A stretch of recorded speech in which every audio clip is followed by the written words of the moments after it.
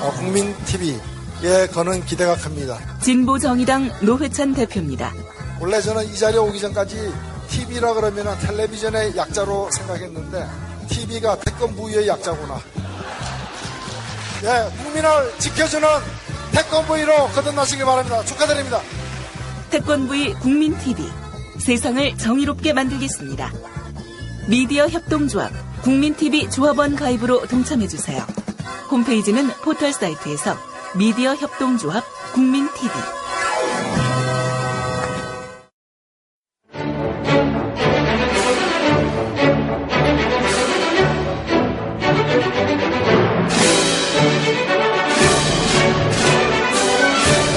정치평론가 서영석과 김용민 PD의 정치 토크.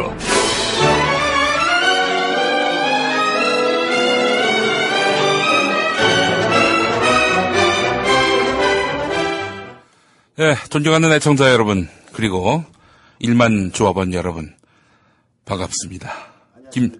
김용민입니다. 서영석입니다. 예. 어제 이 시각 저는, 피고 신분으로, 재판정에 있었습니다. 아, 부디 폭행수술하세요. 그것 때문 말이죠. 예. 아주 재판, 드라마에 써먹을 요소가 참 많다. 아, 그래요? 다시 한번 또 확인하고 왔고. 폭행수술하세요 했으면 아무 문제가 없었을 건데. 글쎄 말이에요. 예. 그보다 더 신랄하고, 예. 너무 신랄한 표현을 쓰다가 결국 법정에 서게 됐습니다. 피고가 돼서. 여러분들은 저와 같은 그런 삶을 살지 마시기 바라겠습니다. 그래서 아무나 보고 종북이라고 해서도 안 돼요. 이게 정말 1,500만 원을 물 수가 있습니다.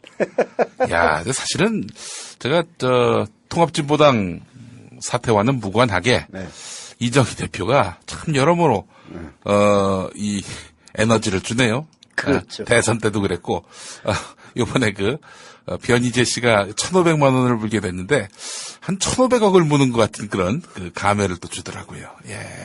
근데 더 웃기는 거는요. 예. 변모 씨의 말을 예.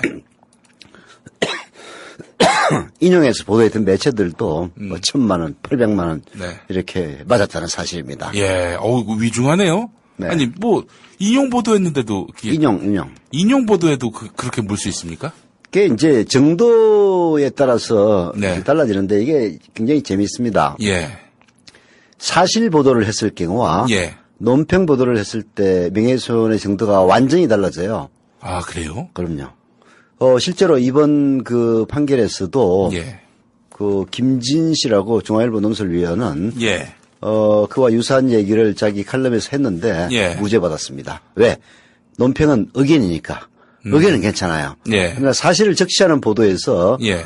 사실이 아닌 경우를 했을 때 예. 이제 명예훼손이 될 가능성이 높죠. 아니, 변희재 씨의 말을 인용해서 보도한 것은 어마어마한 배상을 해야 되는 것이고, 네. 김진 씨는 변희재 씨 글과 관련해서 어떤 그런. 아니, 자세한 내용은 내가 어떤 내용을 썼는지는 안 봤는데. 제가 좀 착각을 한 게, 변희재 글을 김진 씨가 인용한 게 아니라, 김진 씨 자체, 그 사람이 종북이다. 이런 식으로. 그렇지. 이정희 대표를 종북으로 몰아세운 예. 그것이 이제 말하자면은 논평가에 예. 의견으로 재판부가 받아들이면은 예. 명예훼손 성립이 되지 않습니다. 그게 낙검수에서 얘기하는 것도 의견이고 예. 논평일 경우에는 명예훼손이 성립하지 않는 경우가 많죠. 그런데 네. 변희재 씨 같은 경우는 그 사람도 자기 주관적 판단에 의해서 종북이다, 주사파다 이렇게 얘기했을 거 아니겠습니까? 그게 이제 지속성 여부. 그다음에 그것이 어떤 매체에 트위터도 일종의 스트레이트 매체로 이제 재판문을 받겠죠. 예. 제가 이제 판결문을 정확하게 보면은 저도 명예훼손에 대해서는 거의 준 전문가급이기 때문에. 왜냐? 제가 많이 당해봤습니다. 당해보면 이제 알게 되니까. 근데 정확하게 할 수는 있겠습니다만은 기사를 보니까 기사 참 못 썼더라고요. 아이고, 연합뉴스 왜 기사를 이렇게 못 쓰냐. 예. 짜증나고 읽다가 확 던져버리려고 그랬어. 아니, 내 기자들이 훈련은 잘 받았겠지. 근데 시대를 살려다 보니 종업원으로 살려다 보니 아니, 뭐 그런 것도 아니고, 하여튼, 읽어보면은 무슨 뜻인지 잘 이해를 못하게 써놨어. 내가 데스크면 이제 혼났다, 그 기자 누구지 모르지만. 아니 일부러 어렵게 해서 독자들이 관심이 없게끔 하려는 의도는 아니었을까요? 설마. 그러니까. MBC는 4대강 관련한 보도를 그렇게 했어요. 그래요? 실제로.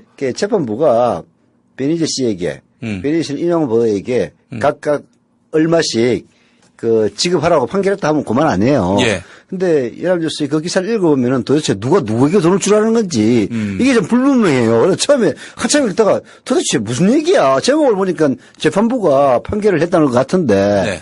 읽어보니까 베니자가 조선일보한테 돈을 주라는 건지 여러 개를 한꺼번에 쓰다 보니까. 예.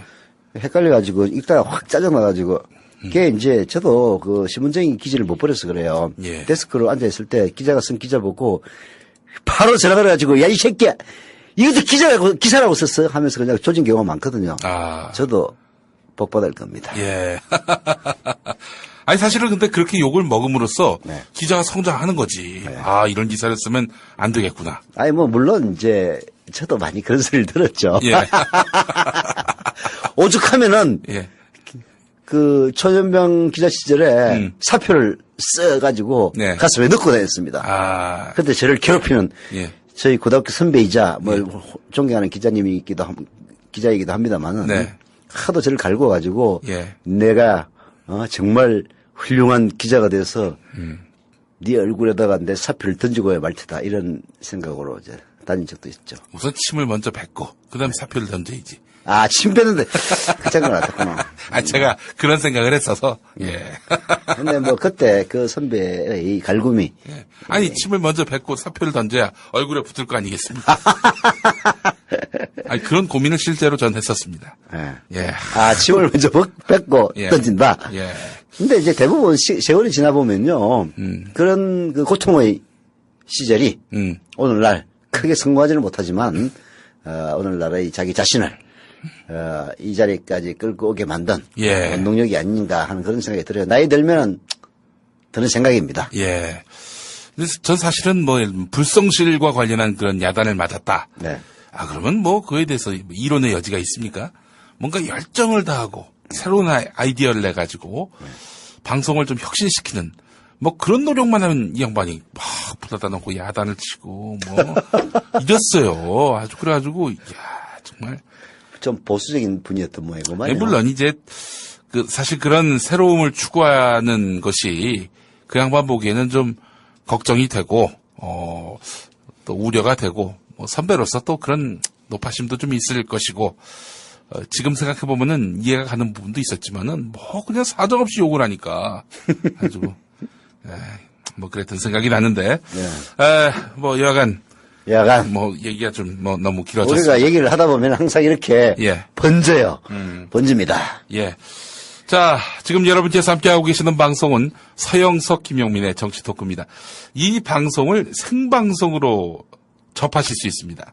생방송으로 접하신다 하면 국민TV 라디오를 통해서 들으시면은 처음 들으시는 거죠, 이게. 그렇죠. 제일 먼저 들으시는 거고. 팟캐스트에 올라가기 보통 하루나 이틀 전에 들을 수가 있습니다. 예, 그렇습니다. 서영석 김용민의 정치 토크는 매주 화요일 오후 3시부터 5시까지 국민TV 라디오를 통해서 생방송으로 만나실 수 있습니다. 화요일과 목요일. 네. 두 번입니다. 예, 그렇습니다. 2시간 동안 재밌을 겁니다. 또 팟캐스트에는 올라가지 않는 음악도 들으면서. 팟캐스트에 음악을 올릴 수가 없어요. 예, 음악을 올리면은 부담질 게 좀 많아가지고 말이죠. 예. 자. 지금 현재, 조합원 가입 숫자가, 오늘 가입 숫자가 66명입니다. 오늘 66명. 좀 부진하죠? 예.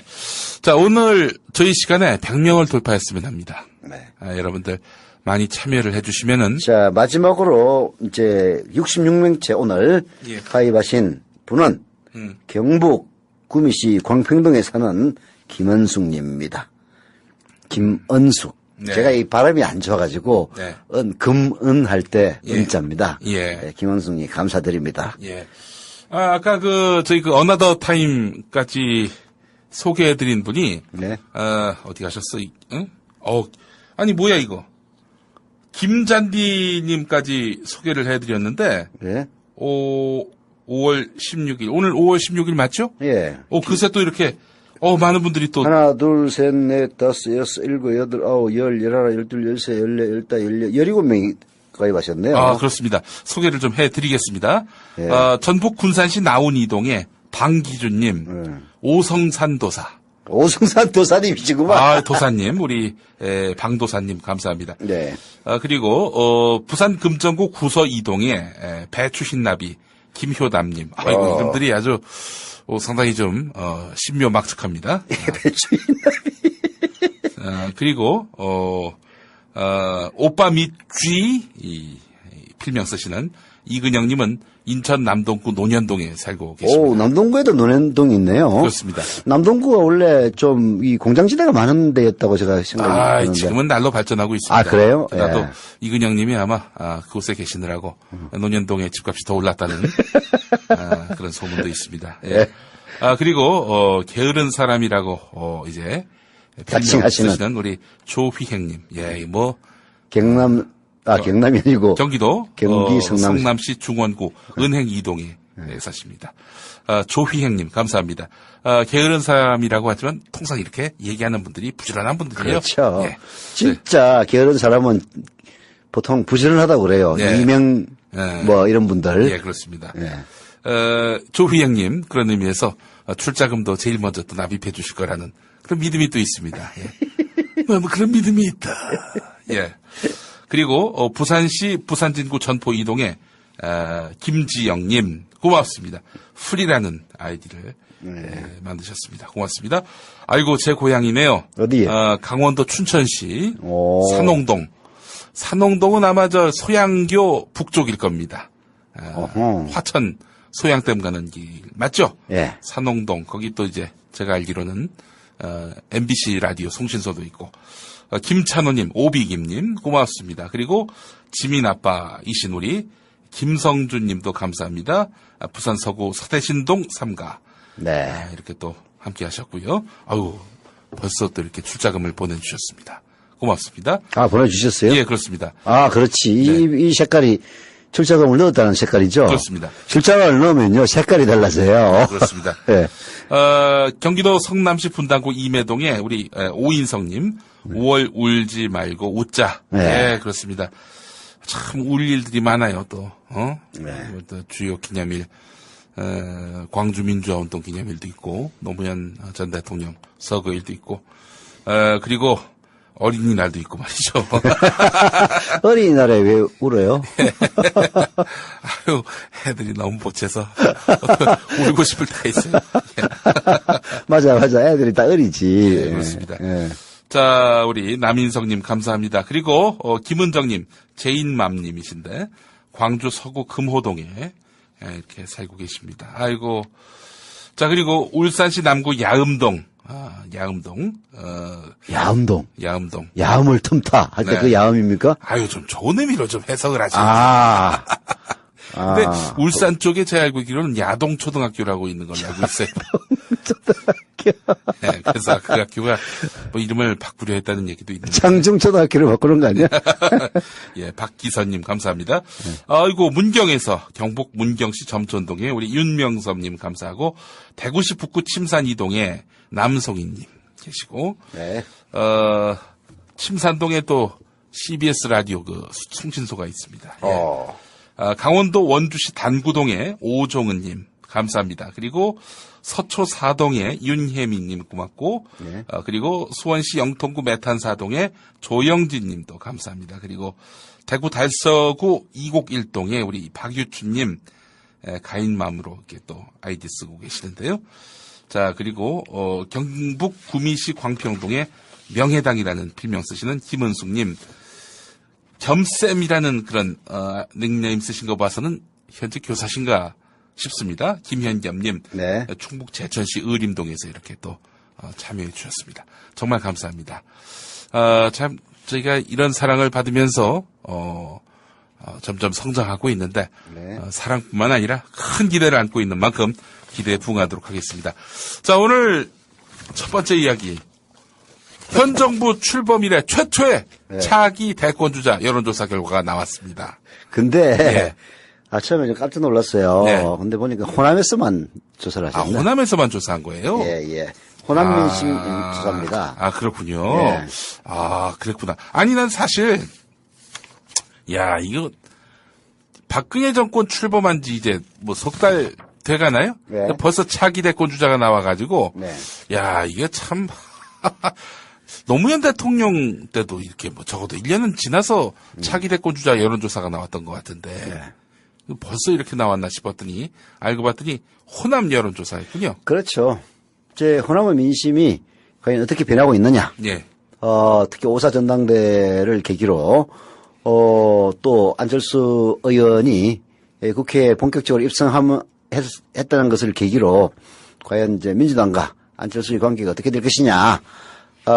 호남은 여전히 민주당을 지지할 것이냐. 혹은 안철수 신당을 지지할 것이냐. 예.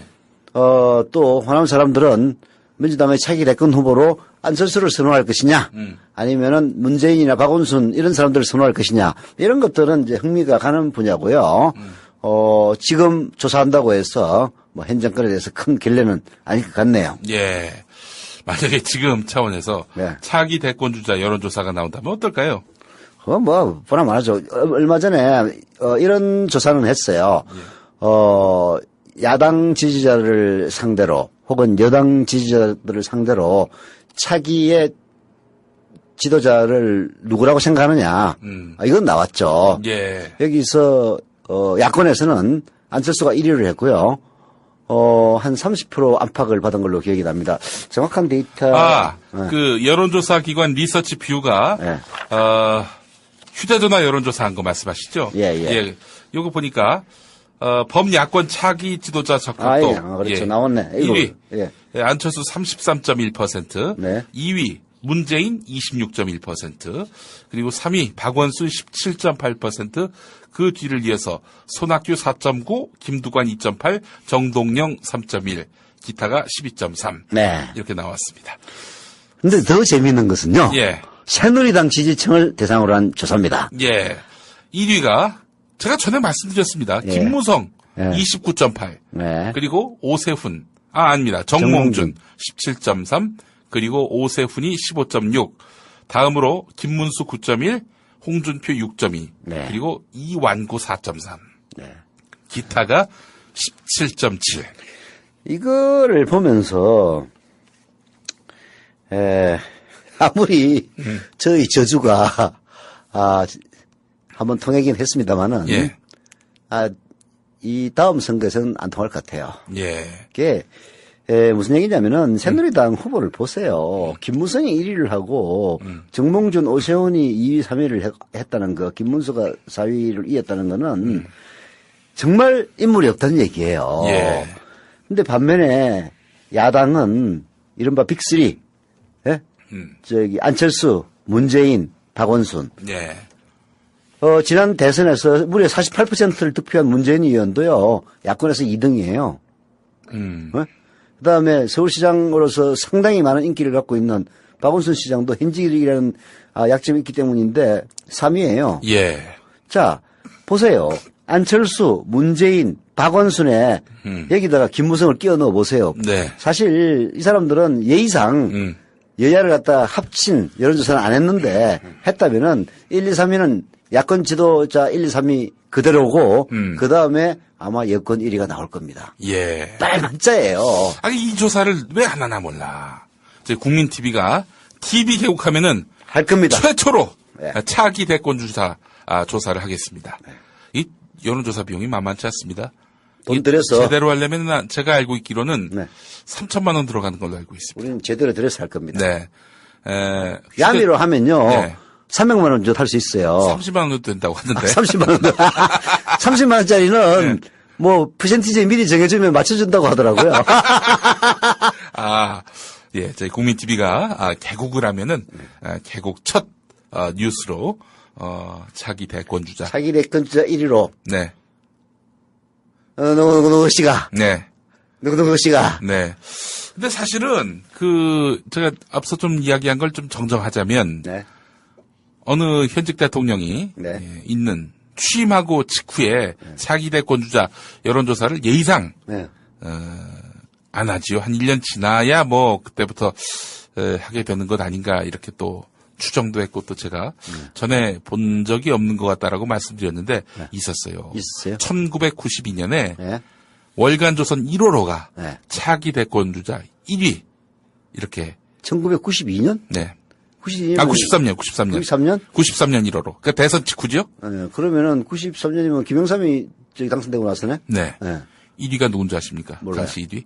근데 97년 대선 1위는 김대중 후보 아니었습니까? 네. 박찬종이었습니다. 박찬정이었습니까? 박찬종은 근데 97년 대선 네.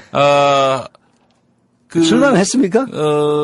기억도 안 한나라당, 네. 신한국당, 네. 신한국당, 이제, 경선 주자, 86인가 96인가 나왔었잖아요. 네. 이회창, 이홍구, 이인재, 최병렬에도 나왔어, 그때. 그랬어요? 네. 하여튼 그때 예선 탈락을 했습니다. 네. 아마 최종까지 가지도 않았을걸요? 네. 1등이 이회창, 2등이 이인재였으니까요. 그러니까. 이게 보니까 이 5년은 너무 길어요. 이게 이제 사실은 그래서 그 당시 보면서, 대선은 김종필 말 맞다나, 우리나라 대선은 2달이면 뒤어. 이런 얘기를 했었지 않습니까? 근데 이제 그게 가장 미리 한 조사가 예. 맞았던 경우는 딱 한 번 있습니다. 네. 노무현 대통령 때. 사실 초창기부터 박근혜, 예. 네. 이명박, 손학규, 트로이카가 완전 점령을 하지 않았습니까? 예. 그때 이제 여권의 후보였던, 정동영, 그다음에 돌아가신 갑자기 이름이 기억이 안 나냐? 정동영. 아니, 정동영 말고, 김 무슨 장관, 보건복지부 장관 했던. 김근태. 김근태 장관. 이 완전 가려갔지. 김근태 이런 분들이 0.7%, 1.2% 이런 지지를 받을 때. 예. 손학규가 한 8% 나오고, 그 다음에 박근혜가 한 17, 8% 나오고, 이명박이 한 20% 나오는 이런 체제가 거의 1년, 2년 이상 갔어요. 그리고 결국은 이제 손학규가 탈락해서 나와가지고 야권으로 옮기고, 그래서, 그때 당시의 야권이죠. 네. 그래서는 이명박과 박근혜가 마지막까지 이제 박근혜가 계속 치고 올라오는 이런 양상이었습니다. 그래서 전당대회에서 대의원 투표에서는 박근혜가 이겼지만은 여론조사에서 뒤지는 바람에 결국은 이명박이 대통령 후보가 됐죠. 예. 그때가 바로 2007년인데 여하튼 말하자면은 이런 식으로 기대를 받는 어떤 특정 진영의 후보가 많을 경우에는 그 추세를 바꿀 수가 없다는 것이 그때 이제 입증이 됐는데 사실은 노무현 대통령 집권기에 말이죠. 네.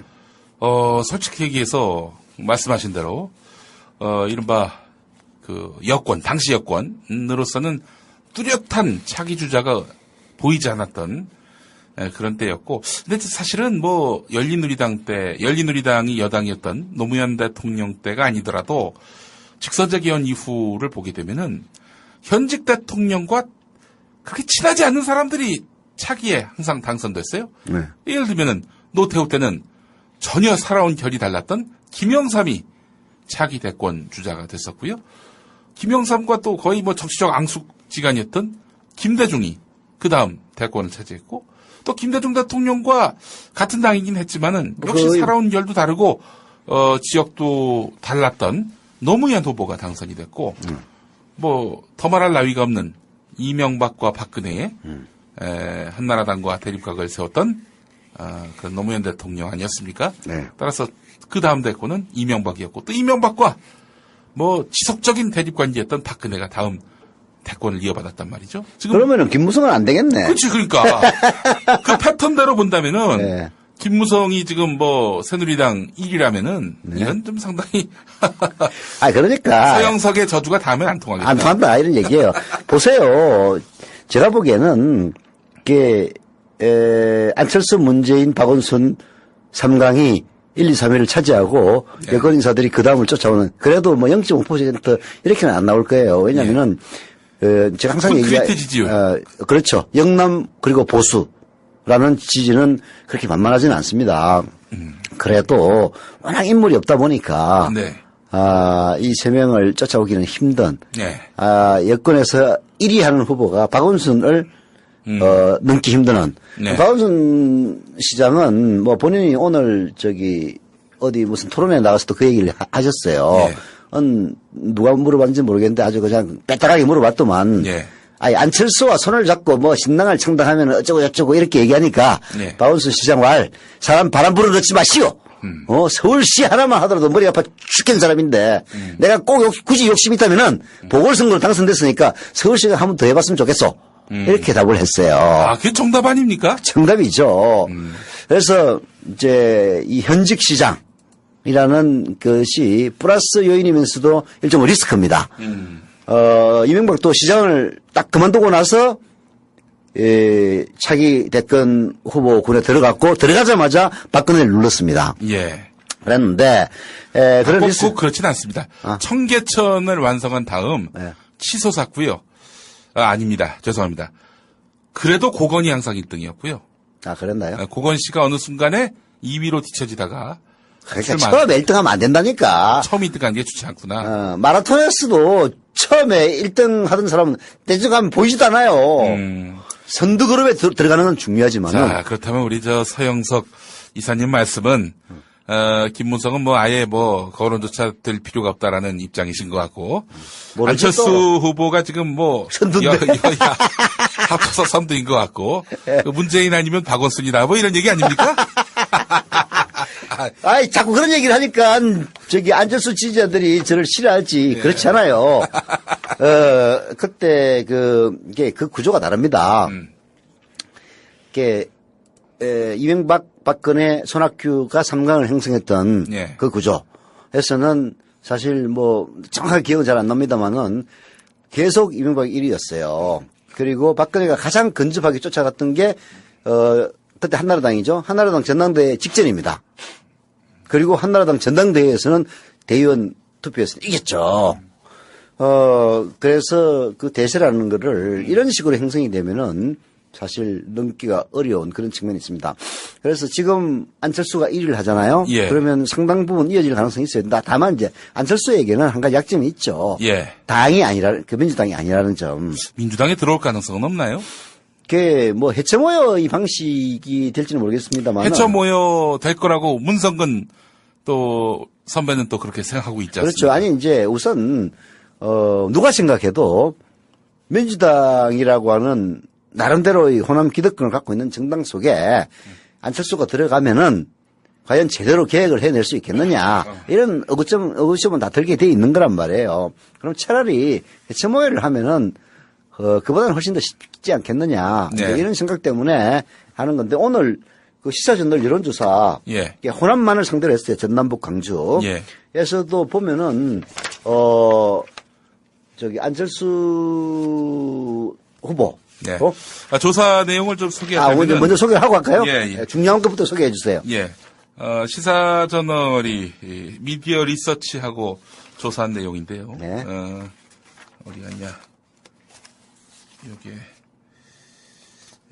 죄송합니다. 이걸 미리 준비를 좀 했어야 했는데, 없어, 이게. 제가 읽어드릴까요? 있습니까? 네. 있습니다. 자. 모여간, 여기 있네. 네.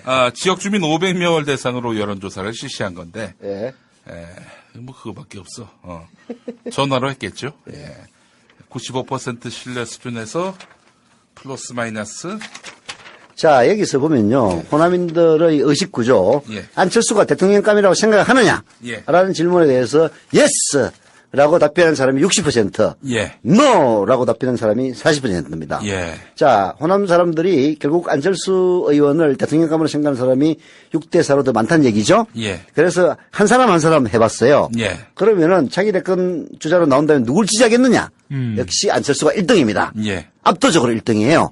25.7%로 1위.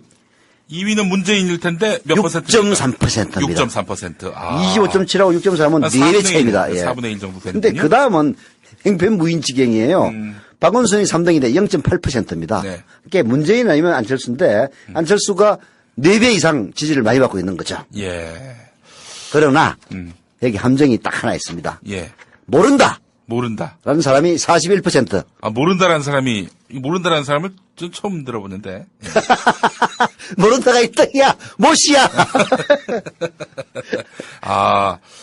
그렇군요. 그러니까 그다음에 향후 추이를 지켜보겠다는 거군요. 기타.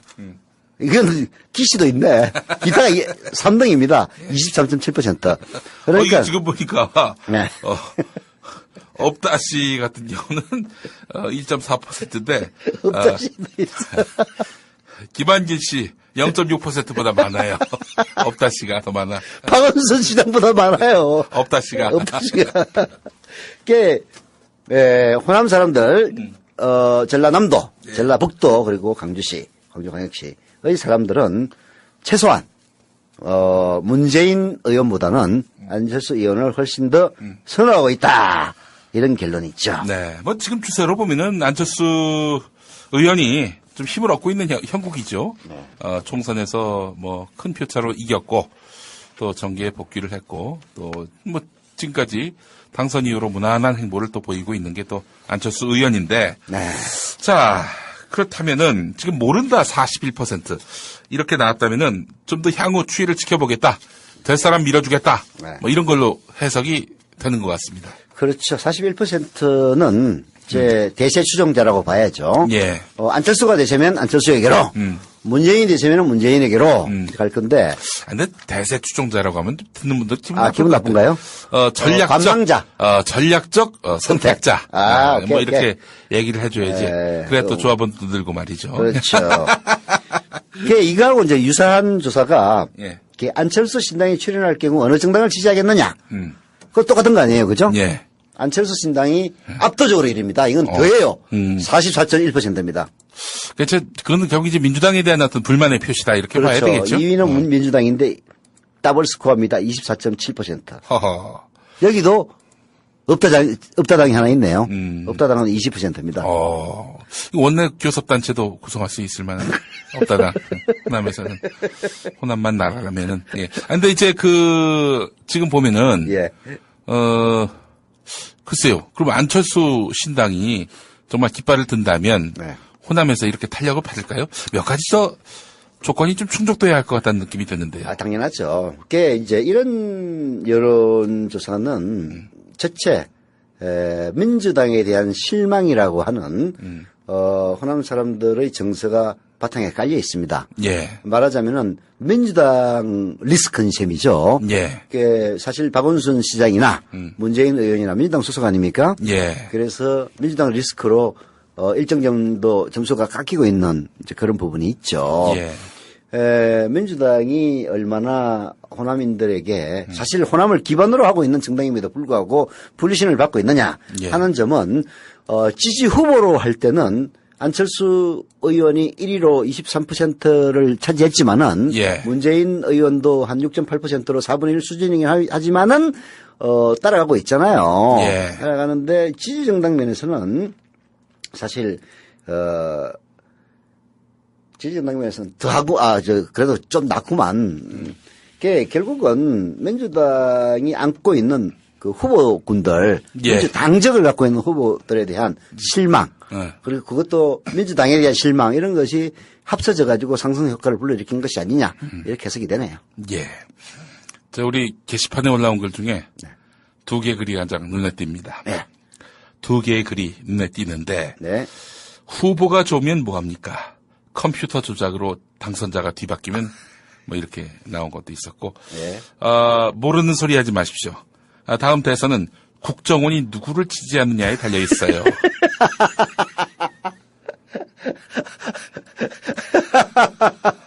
원세훈 국정원이 아니고 또 다른 최측근이 장악해가지고 뭐 그런다 이런 이제 그림인 것 같은데. 근데 저는 조금 좀 다르게 보는 게 뭐냐면요. 네. 이번에 제가 윤창중 사태를 보면서 느낀 건데, 확실히 정말 부정선거가 있었는지 없었는지는 모르겠습니다. 네. 부정선거라 하면 개표 조작에 의한 그런 당선자 뒤바뀌기, 네. 뒤바꾸기 네. 이게 있었는지 없었는지는 몰라요. 네. 저는 진상을 파악하기 전에는 이렇다 저렇다 말하기가 참 쉽지 않다. 네. 이런 입장인데 네. 만에 하나, 네. 정말 만에 하나 네. 그게 사실이라면 네. 개표 조작이 사실이라면 네. 그렇지 않길 바랍니다. 네. 아, 참 전제 기네. 전제가 무척 깁니다만. 아직도 본론이 안 나왔어요. 그래. 예. 그러면 자, 그렇다면은 그거는 이명박만 할 수 있는 짓이다. 저 그렇게 생각을 합니다. 저도 그렇게 동감입니다. 왜냐하면은 이명박은 디테일에서 결코 허점을 잘 보이지 않습니다. 네. 이명박이 만약에 이제 미국 순방을 했는데 네. 아무개 대변인이 네. 그런 일을 벌였다. 그러면 지도씨도 모르게 언론 통제를 통해서 그냥 없애버려요?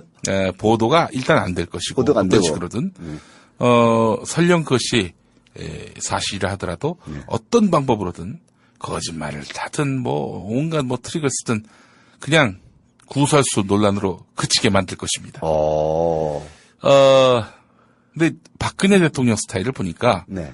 일단 자기가 신임하는 사람은 뭐 그것이 합리적이든 객관적이든 뭐 그 명분은 차치하고 네. 자기가 신뢰하는 사람은 철저히 신뢰합니다. 네. 그러다 사고를 치면은 그때가 수습을 해요. 대형 사고를 치네. 네. 그런 다음에 이명박은 사람을 안 믿지. 근데 박근혜는 믿는 사람한테 무지하게 믿다가 뒤통수를 맞습니다. 그러면 뭐 거기에 대해서 책임을 지느냐? 책임을 져야 온다는데 안 져요. 어제도 보면은 그게 최고의 박근혜 대통령의 장점인 것 같아. 이명박보다 더 심해 이거는. 이거는 지도자로서 아주 결격사유 중에 결격사유입니다. 아니지. 지도자로서 최고의 그 자질이지. 그래요? 예. 어떻게? 아니 그렇게 뻔뻔스럽게 아무리 큰 실수를 해도 자기가 실수를 했다는 자체를 모르는 거야말로 가장 큰 장점 아닙니까? 그런가요? 참나. 아이고. 어쨌든 제가 봤을 때는 네. 그런 디테일함이 박근혜에게는 없다. 따라서 상당히 설득이 팍팍 가네. 그렇기 때문에 밑에서 누군가가 뭐 이렇게 획책하지 않는 이상 획책하면은 그 못하지. 공무원들이 그 시킨다고 합니까 그거를 그렇죠. 그 어마어마한 행동을. 그렇죠. 저는 그래서 자기 대권에서도 만약에 네. 그럴 일이 없었을 거라고 확신을 합니다만은 만약에 개표 부정이 있었다 하면은 네. 절대 그런 일이 없었을 거라고 믿습니다만은 만약에 그런 일이 있었다면은 그거는 정말 특수한 사람, 특수한 지도자가 할 수 있는 일이었을 뿐이다. 그 특수한 사람이 대한민국에서 딱 한 명밖에 없다. 예. 이니셜이 L로 시작되는 사람. 예, 그렇습니다. 예. 이승만? 어? 이승만?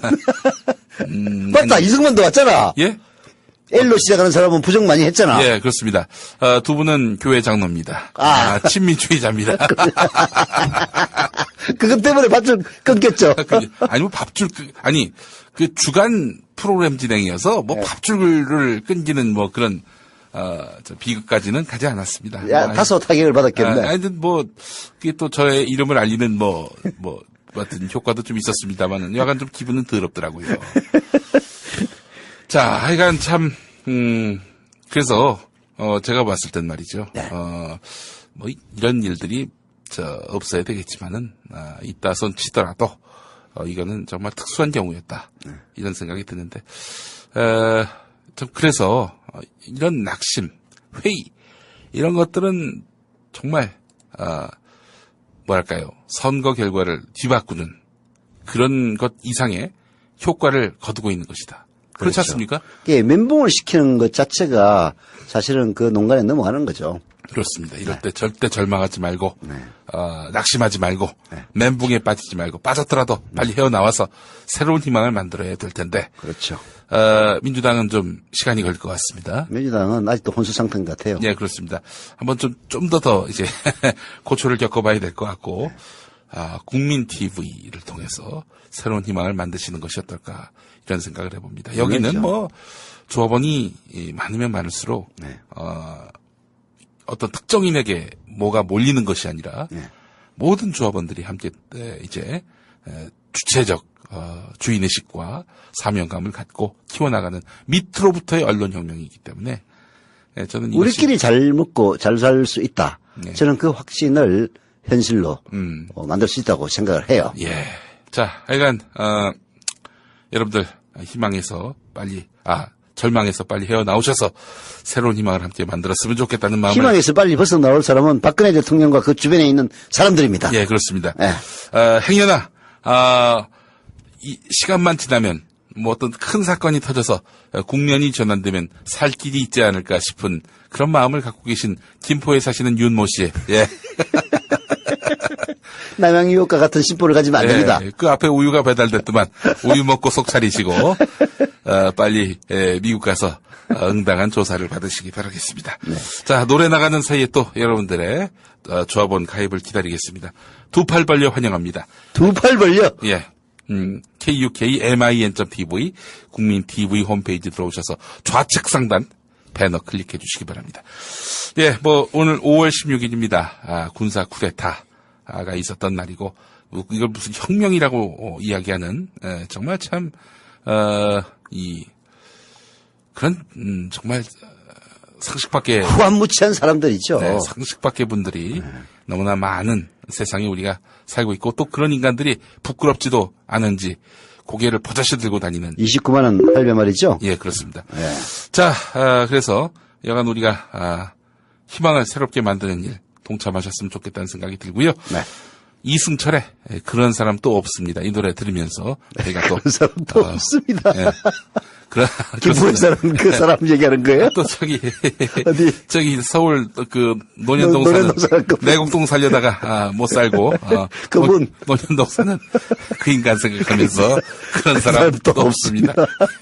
또 예, 그렇습니다. 이 노래 듣고 오겠습니다.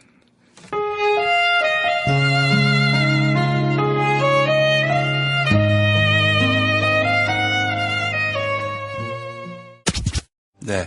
이 노래 하면은 뭐 역시 생각나는 분이 있죠. 네. 노무현 전 대통령입니다. 네. 노래 제목만 보면은 참 나쁜 사람을 떠올리게 하는. 아니, 근데 노래 가사를 읽어보면은. 가사는 또 정말 좋아요. 네. 근데 이제 노무현 전 대통령 서거 직후에 네. 한 누리꾼이 노 전 대통령 사진을 엮어가지고 이제 영상으로 만들었는데. 네. 예, 그러면서 이제 노무현 전 대통령을 떠올리게 하는 노래다. 이 아주 굳어지는 바람에 작년에 나왔던 그 노무현 레퀴엠이라는 앨범이 있거든요. 거기에는 또 장필순 씨가 이 노래를 불러가지고 또 아주 묘한 또 노무현 레퀴엠을 또 이 총지휘한 사람이 네. 예, 또 제가 잘 아는 사람이죠. 강원 선생. 네. 예. 그 앨범 참 잘 나왔어요. 네. 예. 그 레퀴엠 앨범을 네. 소셜 펀딩으로 3억인가 중에서 1억을 펀딩을 하는데 예. 어느 날 제가 그 펀딩을 가봤더니 2천만 원밖에 안 돼 있는 거예요. 그래서 트위터에서 지속적으로 야 이거 돈 좀 모아주자 해가지고 1억을 만드는데 제가 결정적으로 도움을 많이 줬죠. 네. 근데 고맙다는 얘기 한마디 안 하더라고. 강원 선생한테 확인해 보겠습니다. 네. 진짜 도움을 주셨는지. 아니 그거는 보면 알죠. 아니, 2천만 원에서 1억까지 가는데 제가 딱 그걸 보고 나서부터 얼마 한 달도 안 걸린 사이에서 1억 달성했을 거예요. 맞습니다. 네. 자, 일단은 뭡니까? 지금 무슨 얘기하려다 말았죠? 예. 노무현 대통령 얘기하고 있는 네, 중이었습니다. 노무현 전 대통령. 예, 벌써 4주기가 됐네요. 예, 오는 19일, 일요일 낮 2시에 또 6시 반에 서울시청에 서울광장에서 특별한 행사가 예정돼 있습니다. 네. 서울시장을 잘 뽑으니까 네. 그런 행사도 가능하죠. 오세훈이가 지금 시장하고 있다고 해보세요. 그 허가해 주겠어요? 그러겠네요. 예. 그거야 너무나 당근이죠. 근데 이제 노무현 전 대통령 행사니까 네. 그걸 또 마땅히 거역하기가 또 쉽지는 온갖 않을 거예요. 핑계를 다 댔을 거예요. 이번에 박원순 문건 나온 거 보세요. 서울시청 그 광장을 갖다가 좌파들의 온상으로 만든다는 등 어쩌고 저쩌고. 우파들은 안 썼나? 그러니까 말이에요. 참나요. 아니, 근데 진짜 참 그거 보면서 느낀 건데. 네. 전 윤창중 씨를 보면서, 이게 진짜 대단한 멘탈의 소유자다. 이런 생각이 들었습니다. 일단 저는 미국에서 성추행 때문에 도피 귀국한 거 아닙니까? 네. 도피 귀국을 하고 나서 마일리지 체크를 했다는 거. 이건 보통 멘탈이 아니에요. 그게 우리나라 이 출세하는 보수의 멘탈입니다. 저는 그 충격을 받았어요. 또 그리고 출세를 안 하는 보수가 아니니까 그렇지. 솔직히 요번에 총선 나가서 네. 작년에 총선 나가서 막 그렇게 언론에 의해서 집중타를 맞을 때 네. 저는 언론을 못 봤습니다. 네. 인터넷 접속도 못했어요. 솔직히. 제 관련한 기사 보기가 정말 너무나 무섭기까지 했었어요. 네. 그런데 이 윤창중 씨는 말이죠. 기사를 하나하나 모니터하고는 자기에게 불리한 기사를 쓴 기자한테 문자를 보냅니다. 그런 기사 쓰지 말라고 법적 대응할 수 있다고. 아니 이게 평범한 사람으로서는 도저히 생각도 못할 그런 멘탈이에요, 이게. 그러니까 네. 우리 김용민 PD도 네. 그런 윤창중 멘탈을 갖고 있었으면은 지난번 노원 선거에서 당선됐다니까. 글쎄 나는 모든 사람이 염치가 없는 그거는 정말 사람이 아니다 이렇게 생각을 했는데, 근데 진짜 또 하나 더 윤창중 씨가 네. 이제 집에 있는 것 같아요, 보니까. 한겨레 기자가 이제 윤창중 씨의 김포집을 네. 같은 층에 있는 그 다른 건물에서 촬영을 했습니다. 그래요? 어제 실렸어요, 그래서. 어제 실렸어요? 예. 집에 아주 안에 계신 모양이구만. 윤창중 씨인지는 아닌지 모르겠는데, 두 형을 보나 뭘 보나 윤창중 씨인 것 같아요. 네. 네. 근데 그 뒤로 윤창중 씨 집이 네. 그 창문이 다 신문지로 가렸습니다. 작년에 그 태풍이 왔을 때, 네. 태풍의 유리창이 안 깨지는 방법으로 제가 본 것이 그 유리창에다가 신문지 갖다 붙이는 거였거든요. 그래요? 그거 붙이는 거 보통 일 아닙니다. 안 붙여보셨죠? 네. 어마어마하게 시간 걸리고 피곤합니다. 아주 그냥 그거 하는 게. 그런데 그걸 했어요. 그건 태풍 때문이 아니고 언론 태풍을 피하려고 사진 안 찍히려고 했겠죠. 그런 거겠지. 지금 태풍 소식도 없고. 그러니까 그러니까 언론 태풍 미시 USA를 피하기 그렇지. 위해서 이제 말하자면 그 붙인 꼴인데, 아니 이 세 건을 보면서 대단한 이른바 우파들이다. 네. 이 우파들의 이 뻔뻔함과 강력한 멘탈은 정말 존경합니다. 저는. 정말 이건 존경의 어떤 수준까지 갔다. 변희재 씨 보세요. 그 멘탈이. 변모 씨에 대해서 언급하고 싶은 생각조차 들질 않습니다. 예. 전 이런 거 보면서 말이죠. 네. 진짜 우파가 되려면 이른바 전향을 해가지고 저쪽에 가려면은 일단 염치라는 걸 버리고 가야 되는구나. 그러니까 갑자기 생각나는 한 분의 도지사님이 계시네요. 어떤 도지사입니까? 예, 경기도지사님. 이인재? 김문수. 나 김문수인데. 김문수인데. 근데 진짜요. 난 진짜 이 우파들이 이렇게 순식간에 자기 입장과 철학과 지향점을 바꾸는 이런 분들 보면은 정신감정을 한번 해보고 싶어요. 나는 사실 손학규 전 민주당 대표 같은 경우는 변절했다 난 이렇게 보진 않아요. 사실은 손학규 서강대 교수가 김영삼 씨의 민자당으로 갔던 때는 김영삼 씨가 말하자면은 그야말로 조자룡 칼춤 추듯이 걔 그 아이콘이었죠. 네. 불행한 일이었지만. 네, 그렇습니다. 그래서 그 뒤로 그러면서 이제 합류를 하게 된 것이고 나름 민자당, 신한국당, 한나라당이 희망을 걸고 한번 바꿔보겠다라고 마음을 먹고 계속 있다가 결국에는 더 이상 여기서는 희망이 없겠다 판단하고 이쪽으로 넘어온 것이 아닌가. 물론 이제 이 한나라당이 있는 동안에 참 이루 말할 수 없는 그런 해서는 안 될 말들도 많이 했지만 여간 저는 갱포대라는 말을 처음에 만들어낸 사람도 손학규 씨 아닙니까? 경제를 포기한 대통령. 예. 근데 저는 이제 손학규 씨에 대해서 그렇게 나쁜 감정을 품고 있지는 않아요. 예.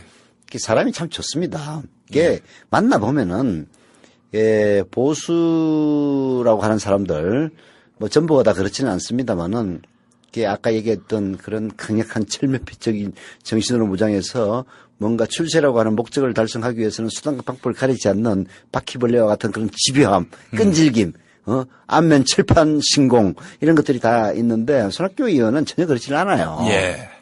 그래서 비록 저는 민자당이라고 하는 3당 합당이 되는 순간부터 저는 기자로서는 취재를 하지만은 내 개인으로서는 도저히 저런 괴물과도 같은 정당을 인정할 수가 없다라고 생각을 했고 그게 이제 제 인생을 규정짓는 중요한 요소였는데 그래서 그런 관점에서 그 당에 속해 있다는 것 때문에 손학규 의원을 그렇게 좋아하지는 않았습니다만은 인간 손학규에 대해서는 참 신뢰를 하고 좋아했었죠. 예. 그래서 그분이 때 한나라당을 탈당한다는 소식을 들었을 때 예. 제가 직접 연락은 못했지만은 그분의 아주 밀접한 보좌관한테 연락을 해서 절대 탈당하지 마라. 예. 정말 진짜 우선 탈당을 해가지고 성공할 수가 없다. 당신이 지금 지지도가 3위 나오니까 저 민주당 가면은 뭔가 될 것 같이 느끼지만은 절대 만만치 않다. 안 된다.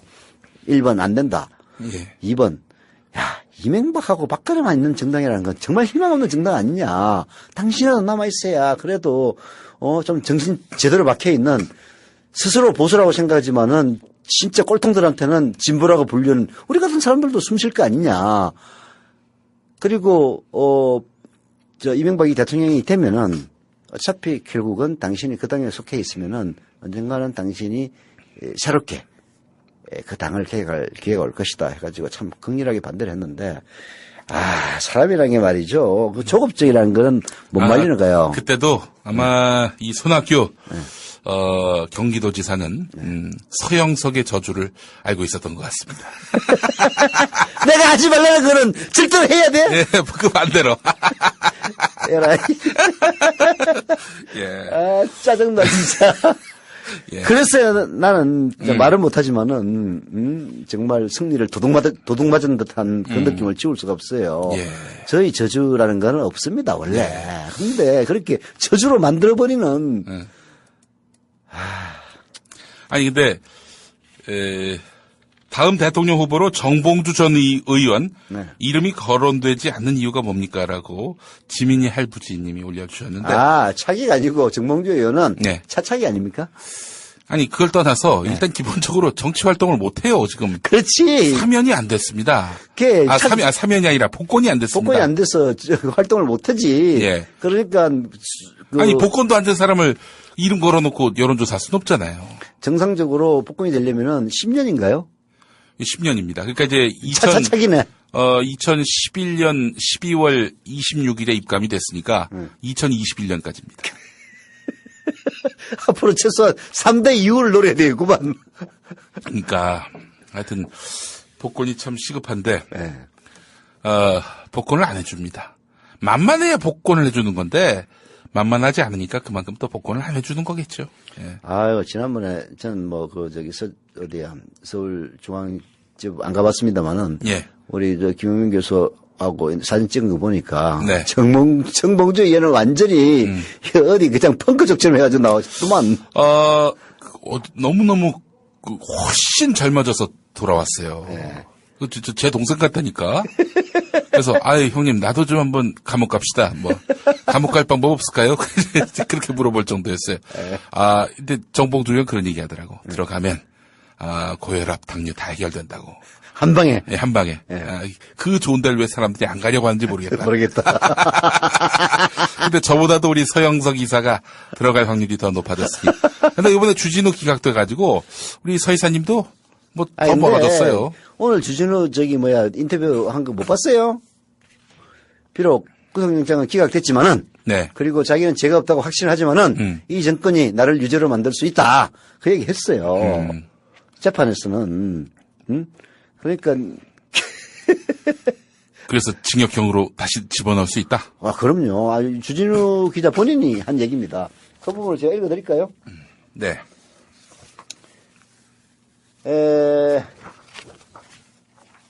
잠깐만요. 예, 못 찾으셨구나. 예, 좀 깁니다. 오늘. 자, 그 전에 제가, 우리 또 가입하신 조합원분들 소개를 하겠습니다. 예, 그것 동안 찾을게요. 너무 많이 감사한 했습니까? 분들입니다. 우리 겸쌤님은 겸쌤으로 가입했다가 겸쌤으로 또, 가입을 하셨습니다. 겸쌤님,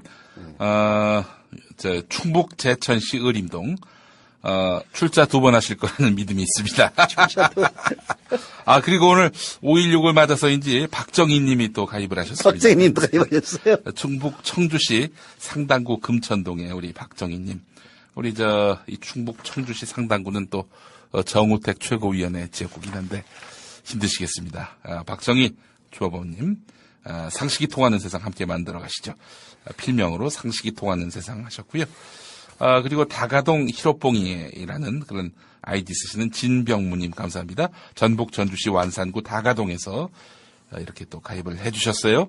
그리고 전북 군산시 오식도동에 민건 아빠 필명 쓰시는 김태유님 감사합니다. 필명도 김석순, 본명도 김석순, 예, 김석순님, 경기도 용인시 처인구 역북동, 용인시청 부근이시군요. 거기서 또 가입을 하셨습니다. 제가 용인사입니다. 예. 그리고, 경기도 화성시 신남동에 소리쳐봐, 날 달래봐, 임범상님, 고맙습니다. 네. 전북 군산시 오식도동에 민건아비님, 2번 가입하셨나? 예, 이것도 2분 가입했네요. 아, 민건 아빠가 민건 아비로 예. 변신했습니다. 예, 두 번 출자하시길 바라겠습니다. 2분 출자하실 겁니다. 김태윤님, 감사합니다. 그리고, 서울 송파구 잠실 사동에 백승혜님, 바이올린 아이디 쓰시고, 경북 창원시, 경남 창원시 의창구 용호동, 용호동에 그 연못이 있어요. 예. 용지호수라고. 아, 그래요? 가까우시겠네요. 예. 우리 흰돌 아이디 쓰시는 박종철님, 감사합니다. 인천시 남구 하기길동의 송명수님, 감사합니다. 서울 송파구 방이 이동의 칸초메 이보희님, 고맙습니다. 전북 전주시 완산구 태평동의 디데이 성선아님, 감사합니다. 그리고 세종시 한솔동에서 김병식님, 세종시에서 이렇게 또 가입을 해주셨습니다. 네. 서울 구로구 구로오동의 차중흔님, 차중흔님, 감사합니다.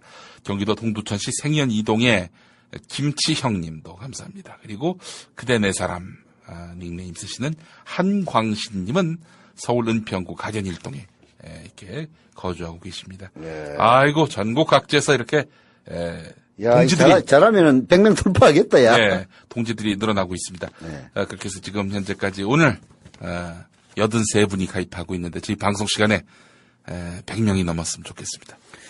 그 주진우 기자가 오늘 CBS 기독교 방송 김현정의 뉴스쇼에 인터뷰를 했는데요. 거기서 이렇게 얘기를 합니다. 김현정 앵커가 그럼 이번 건은 무죄를 확신하십니까? 이렇게 물어보니까 주진우 기자 예. 저는 이번 기사 정말 열심히 취재했고요. 기사 잘 썼다고 생각합니다. 그런데 권력이 잡으려고 합니다. 권력이 저를 잡으려고 합니다. 그래서 제 심경상은 무죄를 확신하는데 법정에서는 아마 절대 무죄를 받지는 못할 것 같습니다. 라고 얘기를 했는데요. 물론 이제 뭐 1심, 2심, 3심까지 이제 가는 것이기 때문에 아무리 이 주진우 기자에게 죄를 져서 깜빵에 집어넣으려고 하더라도 그게 뭐 꼭 된다는 보장은 없습니다만은 예. 그 정도로 주진우 기자가 받는 압박감이 대단하다. 이것을 거꾸로 알 수가 있는 거죠. 근데 기자가 취재를 하면서 여기도 보면은 뭐 목숨의 위협을 느꼈다. 근데 그 설명하는 게 상당히 구체적이에요. 예. 그래서 목숨의 위협을 느끼고 그런 뭐 사례가 정말 참 개명천지 대한민국에서 그런 일들이 일어나고 있고 또 그 의혹을 제기했던 여러 사원들 중에서 한 당사자가 현직 대통령의 친동생이라는 점 이런 것 때문에 그야말로 기소하기 직전에 구속영장을 청구하는 이런 일들이 일어나는 것 자체가 정상적인 것은 아니죠. 예. 정상적인 게 아닙니다. 주진우 기자가 오늘 발언했던 내용 가운데서 어떤 위협을 받았는지 네. 잠깐 좀 들어보겠습니다. 네.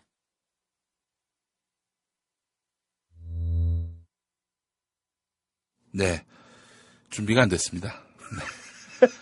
이야기를 들어보니까 네. 너의 배에는 칼이 안 들어가느냐. 뭐 전형적인 그 멘트 아닙니까? 그게 이제 조폭들이 일반인들 협박할 때, 야, 니 배 대체는 칼 안 들어가냐? 예. 너희 집 앞에 있는 저기 가로등 불은 잘 켜져 있냐? 이 지금 창조경제 시대에 예. 별로 창의적이지 않은 위협이었습니다. 그렇죠. 예. 많이 들어봤던 그런 위협을. 많이 들어봤어요? 예? 많이 들어봤어요? 저는 이제 잘 들어가질 않을, 워낙 두꺼우니까. 오겹살. 정말 참, 그렇습니다. 네. 이제 진짜, 법이, 아주 그 잣대가 지 멋대로다. 라는 사실을 또 다시 한번 또 절감하게 근데 됩니다. 아까 창조적이지 못한 협박이라고 그랬는데요. 근데 사실 그렇지 않습니다. 뭐냐면은 그 기사에도 나오지만은, 네? 그 박영철 씨가 살해된 그 모습, 배에다 칼을 찔러서 V자로 쫙 끊고 다시 L자로 쫙 했다든지, 망치로 머리를 갖다 3번 쳐가지고 빵꾸가 3개가 나 있었다든지, 이런 걸 직접 취재하고 목격한 사람인데, 네 배때지는 칼은 들어갔냐 하면 얼마나 끔찍하겠어요. 예. 아, 진짜 이런 거는 진짜 발본세곤해서, 감방에 넣어야 될 사람은 바로 그런 협박을 하는 사람들입니다. 예. 그래서 이명박 대통령에게 거의 뭐 실현 불가능한 그런 위협을 했던 사람도 뭐 착착 잡아내던데. 네. 예, 주진우 기자를 이렇게 괴롭히는 사람들. 다른 사람도 아니고, 물론 뭐 기자가 특권의식을, 뭐, 가져봐야 뭐 무슨 힘이 있겠습니까마는. 네. 기자가 사회 정의를 위해서 일하고 있는데 이런 기자를 상대로 위협이나 하는 이런 인간들. 아니, 기자가 마음에 안 들면은 통화를 안 하거나, 뭐 전화로 훈계하거나 타이르거나 그러면 되지. 위협을 합니까? 네. 이건 야만스러운 사회죠. 네. 참나. 참 이런 이들이 뭐 하여튼 버젓이 활동하고 있는 세상은 너무나 참 절망적인 우리 환경입니다. 예. 아, 여기 나와 있네. 네, 찾다가 말았는데 이렇게 돼 있어요. 제가 기자 생활 10년 넘게 하면서 조폭이나 종교 이런 취재를 했는데 그때 위협을 많이 받았습니다. 그런데 겁먹지 않았었는데 이번에는 좀 무서웠어요. 머리에 구멍이 날 수도 있다고 하고 내 배에는 칼이 안 들어가냐 이런 얘기도 좀 들었고요. 전화도 했었고 직접적으로 재판이나 취재 과정에서 사람들이 몰려와서 위협하기도 했습니다. 살해당한 2분 중 박 씨의 부인은 저에게 제 신변을 걱정해서 취재하다가 죽을 수도 있다면서 걱정하는 사람도 많았습니다. 이렇게 얘기를 하고 있죠. 예. 이 기자도 그런 의미에서 보면은 왜 그 환경에 그 생물들이 잘 적응하지 않습니까? 네. 예를 들면은 그 땅의 색깔과 혹은 이파리의 색깔과 같게. 해서, 카멜레온. 예. 이렇게 해서 상대, 예, 공격으로부터 방어할 수 있는 뭐 그렇듯이 주진우 기자는 이런 그 위협, 테러에 잘 대응하도록 아주 날렵합니다. 예, 아주 날렵해요. 같이 걸으면요, 아주 숨이 차 죽겠어요. 너무 빨리 걸으니까. 예. 아이, 왜 이렇게 천천히 걸어? 뭐 이러면서.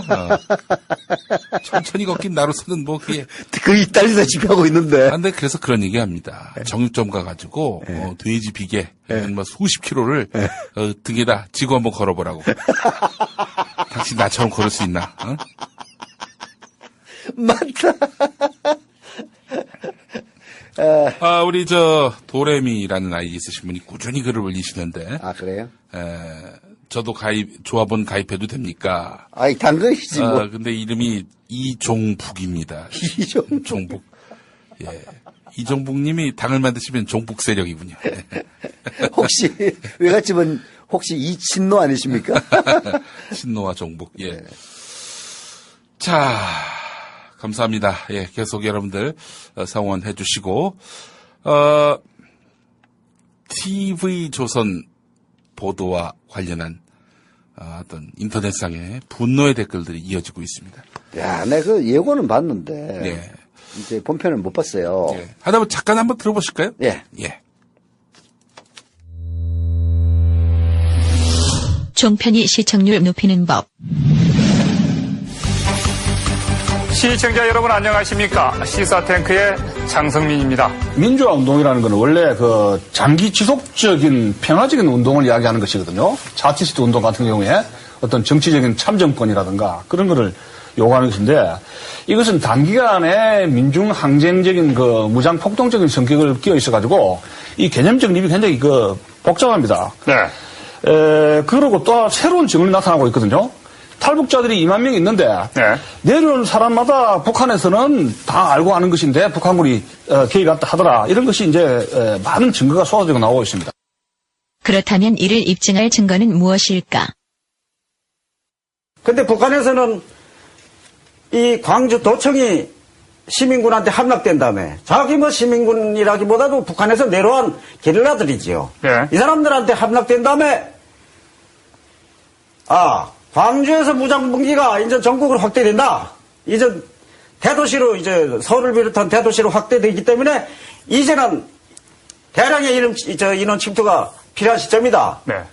그래서 이 사람들이 삼지까지 내려왔던 거죠. 지금 그렇게 내려왔다라고 하는 그런 어떤 근거는 어떤 사실에 기초해서 지금 말씀을 하시고 주장하시는 겁니까? 글쎄 그 근거를 우리한테 직접 말하라면 좀 우리가 황당한 측면도 있죠. 왜냐하면 네.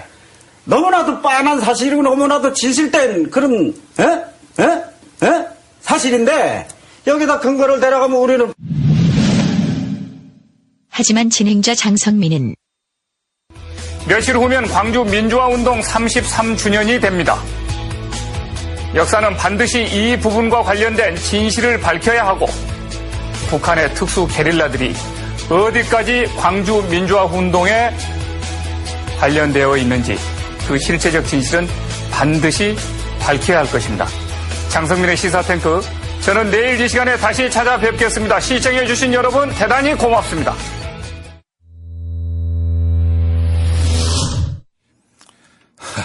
참 어처구니가 없습니다. 아니 장성민 이 사람 왜 이렇게 됐어요? 글쎄 말이에요. 나 진짜. 아니 장성민이 민주당에서 정치했고 김대중 대통령과 함께 정치했던 사람 아닙니까? 김대중 대통령 때 청와대 그 국정상황실장도 했었죠. 노무현 대통령 때 그 일을 이광재 전 강원지사가 했었고요. 네. 그리고 이제 출마해가지고 배지 달고 했었는데, 아니 뭐 저도 잘 알아요, 장성민 의원. 근데 이 TV조선에 이제 몇 번 뭐 패널로 나갔다가 그게 이 사람이 또 북한 전문가입니다. 북한에 뭐 좀 빨대가 있나 봐요. 남문희 기자처럼 시사인에. 그래서 이런저런 이제 북한 문제가 발생하면은 뭐 단골 게스트로 나가곤 했는데 어느 날 TV조선에 뭐 프로 하나 맡았다고 그러더니 그다음부터 약간 맛이 조금 가는 것 같더라고요. 역시 이 건묵자 흑이고 건주자 적이라고 가까이 가면 안 되는데 유해불량식품은 뭐 먹었어도 입었어도 안 됩니다만은 또 가까이 갔어도 안 되는 점이 있는 것 같아요. 우리 장성민 의원을 보면은 이거 참. 아니 근데 아니 뭐 이런 사람을 초대를 해요. 예를 들어서 뭐 5.18 네. 광주 민주화 운동 당시에 북한군이 투입됐다. 근거가 뭐냐? 너무나 확실한 진실인데 근거가 뭐가 필요하냐? 너무나 확실한 진실인데 왜 도대체 그 무슨 말이야? 된장이야? 그러니까 도대체 이런 걸 근데 내가 봤을 때 이런 거는 일종의 노이즈 마케팅으로 논란이 되면은 좋은 거 아니냐 해서 워낙 존재감이 없으니까 예. 이제 제가 뭐 보면 이래요. 조선일보는 언론계에서는 나름대로 갑이지만 네. TV조선은 을 중에 을 아닙니까? 예.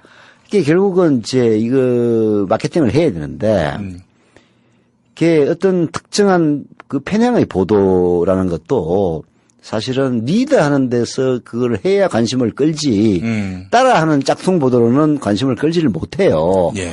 이게 이 보수 언론에서는 이 작은 군소 언론들이 크기가 굉장히 어려운 구조인 것은 조중동이 딱 그냥 그 핸들을 쥐고 있으니까 나머지 아무리 흉내를 내봤자 아니 솔직히 비슷한 기사라면 조중동을 보지 그 군소 언론들을 보겠습니까? 그렇잖아요. 예. 방송도 마찬가지예요. KBS, MBC가 철저하게 권력에 장악된 또 심지어는 YTN마저 이렇게 보도를 내보내다 보니까 그런 유사한 권력 편향적 보도를 해가지고는 사람들을 끌지를 못하는 거야. 그러니까 극우 쪽으로 나갈 수밖에 없는 거예요. 좀 더 강렬하게, 좀 더 섹시하게. 그래서 뭐 이상한 스캔들이라든지 그런 데 되면은 종편에서는 거의 24시간 방송하듯이 합니다. 이게 뭔가 자극적인 분야를 선택을 하지 않으면은 시선을 끌 수 없다는 거. 이게 사실 이제 군소 언론들의 비애인데요. TV조선도 말하자면 TV계에서는 군소인 거죠. 그래서 말하자면은 뭐 광주 민주화 운동에 대해서 그 역사적 사정에 대해서 뭐 보도를 하면 누가 봐주겠습니까? 광주 민주화 운동에 북한 놈들이 침투해가지고 북한군이 일으킨 거라더라 뭐 믿거나 말거나 이런 얘기를 해야 그나마 보수 계층에서도 좀 극렬한 분들이 보지 않느냐. 뭐 이런 제 과정에서 설명은 가능할 것 같긴 합니다만은 그래도 금도가 있지. 아니 뭐 결정적인 증거가 있어가지고 북한군이 광주민주화운동을 적극적으로 포섭해서 뭐 광주도청을 함락하라는 지령문을 발견했다든지 녹취록을 발견했다든지 녹음 뭐 MP3 파일이 있다든지 이러면 몰라도 방금 얘기했다시피 아이고 너무나 명백한 사실인데 무슨 증거가 필요해요. 이런 말 한마디 가지고 의미하기 시작한다면은 지금 박근혜 대통령이나 여권에 있는 인사들 중에서 살아날 사람이 누가 있겠습니까? 참나. 이런 식의 의미를 한다면은 말이에요. 이거는 그야말로 이거는 진짜 이거야말로 명예성감입니다. 네. 장성민 씨는 앞으로 제가 봤을 때는 뭐 호남 이름 팔아서 정치 못할 것 같아요. 그러니까요. 아니 뭐 아예 어디 이사 갈 새누리당에 입당을 해가지고 뭐 그렇게 해서 그쪽에서 정치를 하지 않는 한 뭐 그쪽에서 예를 들어 비례대표 자리를 뭐 호남 몫이라면서 준다든지 뭐 이런 걸로 해가지고 그 자리 가지 않고서야 뭐 과연 참 아주 웃기는 처신을 하고 있습니다. 아유 참. 답답하기 짝이 없습니다. 할 말이 없네요. 이렇게 하드코어로 나와버리면은, 이게 뭐 무슨. 이거는 뭐 하드코어야, 진짜. 이거 완전히 그냥 눈을 버린 듯한, 그런, 아이고. 확실히 그 TV조선이 말이죠. 요즘 급격하게, 우경화 돼 가고 있습니다. 그러니까 이제 TV 시장에서 자기들이 설 자리는 뭐 이런저런 뭐 이쪽 얘기도 듣고 저쪽 얘기도 듣는 그런 공정 언론의 길이 아니라 확실한 색깔을 갖는.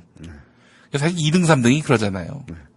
JTBC 같은 경우에는 뭐 손석희 사장 영입도 그렇고, 또 뭐 최근에 뭐 이렇게, 다양한, 좌측, 우측 이야기 다 듣겠다. 뭐 공개적으로 표명했고, 또 저를 또 한번 출연을 시켜가지고도 뭐 그런 자신들의 뭐 비전을 또 이야기를 하던데, 얼마나 오래 갈지, 그것도 의문이고, 또 대선이라는 결정적인 시기에도 과연 그런 스탠스를 유지할지도 의문이고 무엇보다도 삼성 또 홍석현 회장 이 사람들을 뛰어넘는 자기만의 색깔을 가질 수 있을지 이것도 의문이고요. 한계는 많을 거라고 봅니다만. 하여튼 손석희 시장이 아니지. 손석희 씨가 이 JTBC 사장으로 간 것도 좀 미스터리예요. 그럴 이유가 없었는데. 네, 제가 보기에는 뭐 어차피 이제 손석희 씨 같은 경우 정치에 뜻이 있는 분도 아니고, 그야말로 자기 일을 열심히 하는 그런 사람 아닙니까? 사실 또 그런 것 때문에 존경도 받았고요. 손석희 씨하고 저하고 같은 학번대입니다. 그래요? 네. 박원순, 손석희, 노회찬, 저 다 같은 연배죠. 물론 이제 나이는 박원순 시장이 더 많고, 제가 제일 어리죠. 우리 때는 뭐 재수 삼수를 하도 많이 하다 보니까 정상적인 연배로서는 56년생 연배들인데 저는 학교를 한 해 먼저 들어가가지고 57년생이고 박원순 시장은 55년생일 거예요. 노회찬, 손석희 다 56년생들일 겁니다. 근데 하여튼 비슷한 연배들인데 손석희 씨는 뭐 권력욕이 있는 것도 아니고 그냥 자기 일을 소신 있게 해 나가는 이제 그런 사람인데 뭐 MBC에서 괴롭히는 그런 점도 좀 영향을 줬을 것 같고요. 그 프로 폐지하기 위해서 얼마나 애를 썼습니까? 아니 근데 청취율 2%, 시청률 1%, 또 MBC가 내세울 최강의 MC 본인 자체는 딴 방송 나갈 마음도 없었고 이런 손석희를 왜 내쫓으려고 하지? 아니 그게 이제 권력에 대해서 올바른 소리를 하니까. 그러니까 시청자가 아니라 권력의 입장에 서서 그렇게 손석희를 대했다는 거 아닙니까? 그게 김무식이라고 이름도 기억 안 난다. 그 양반은 그만둔 건 아니야. 김재철이. 이름도 갑자기 기억이 안 나네. 뭐 김재철 작품이 있죠. 근데 결국은 이제 못 추천했는데 그러다 보니까 좀 회의도 느꼈을 것이고 이럴 때 결국은 JTBC에서 보도부문 사장으로서의 독립성도 보장하겠다 하고 아마 대우도 파격적으로 해줬을 거예요. MBC 시선 집중하면서 또 뭐 이 방송인으로서는 사실 파격적인 금액을 받은 걸로 알고 있는데 뭐 JTBC에서는 그보다도 뭐 10배, 20배 주겠다고 하지 않았겠어요? 그런 거죠 뭐. 그래서 난 뭐 손석희 씨에 대해서는 그분이 훌륭한 방송인이라고는 하지만 그렇다고 해서 뭐 저하고 같은 연배이고 인생의 사표로 생각하는 사람이 아니기 때문에 뭐 그냥 그런데 또 그걸 실망한 사람들이 많이 있더라고요. 그만큼 하긴 뭐 손석희 씨야말로 영향력 있는 언론인에서 항상 1위를 차지했던 분 아닙니까? 그러니까 그런 반응이 나오는 거겠죠. 인생이나 다 그런 겁니다. 너무 실망할 것도 없어요. 예. 근데 이제 이런 걸 보면은 이제, 빨리 적응해야 되는구나. 네. 이 구조와 이 시스템 안에 우리가 적응을 해야지. 삐딱선 타봐야 손해다. 5년은 어떻게 뭐, 희망이 있느냐? 이런 사인으로 막 느껴진단 말이죠. 네. 뭐 그래도, 조금도 굴하지 않고 국민TV를 염원하는 조합원들, 그리고 국민TV를 어떻게든 잘 만들어 보겠다는 사람들 뭐 존재하지 않습니까? 이런 사람도 있고 저런 사람도 있는 거죠. 하여간 뭐, 그 소식 접하고 한동안 할 말을 잃었습니다. 그러나, 뭐 솔직히 얘기해서, 우리 정운현의 타임라인은 호적수가 사라졌기 때문에 훨씬 더 호적 아니냐, 뭐 이렇게 해석할 수도 있습니다. 예.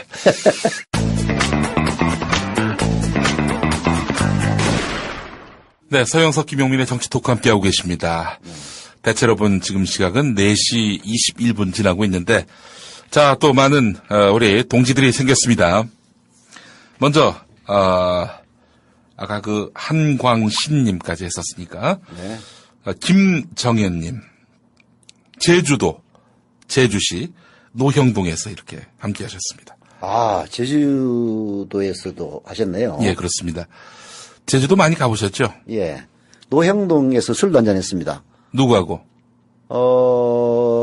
누구하고 하니까 갑자기 그냥, 국민 TV 무슨, 카페 있죠? 예.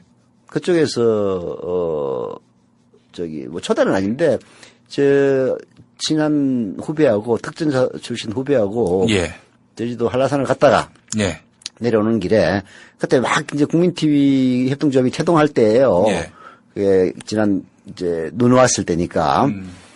그때 이제 제가 한라산 간다 했더니, 다음에 있는 국민TV 카페에 계신 분들이 한 5명이 술 한잔 사주겠다 해가지고 그때 술을 마시던 데가 노형동일 겁니다. 예.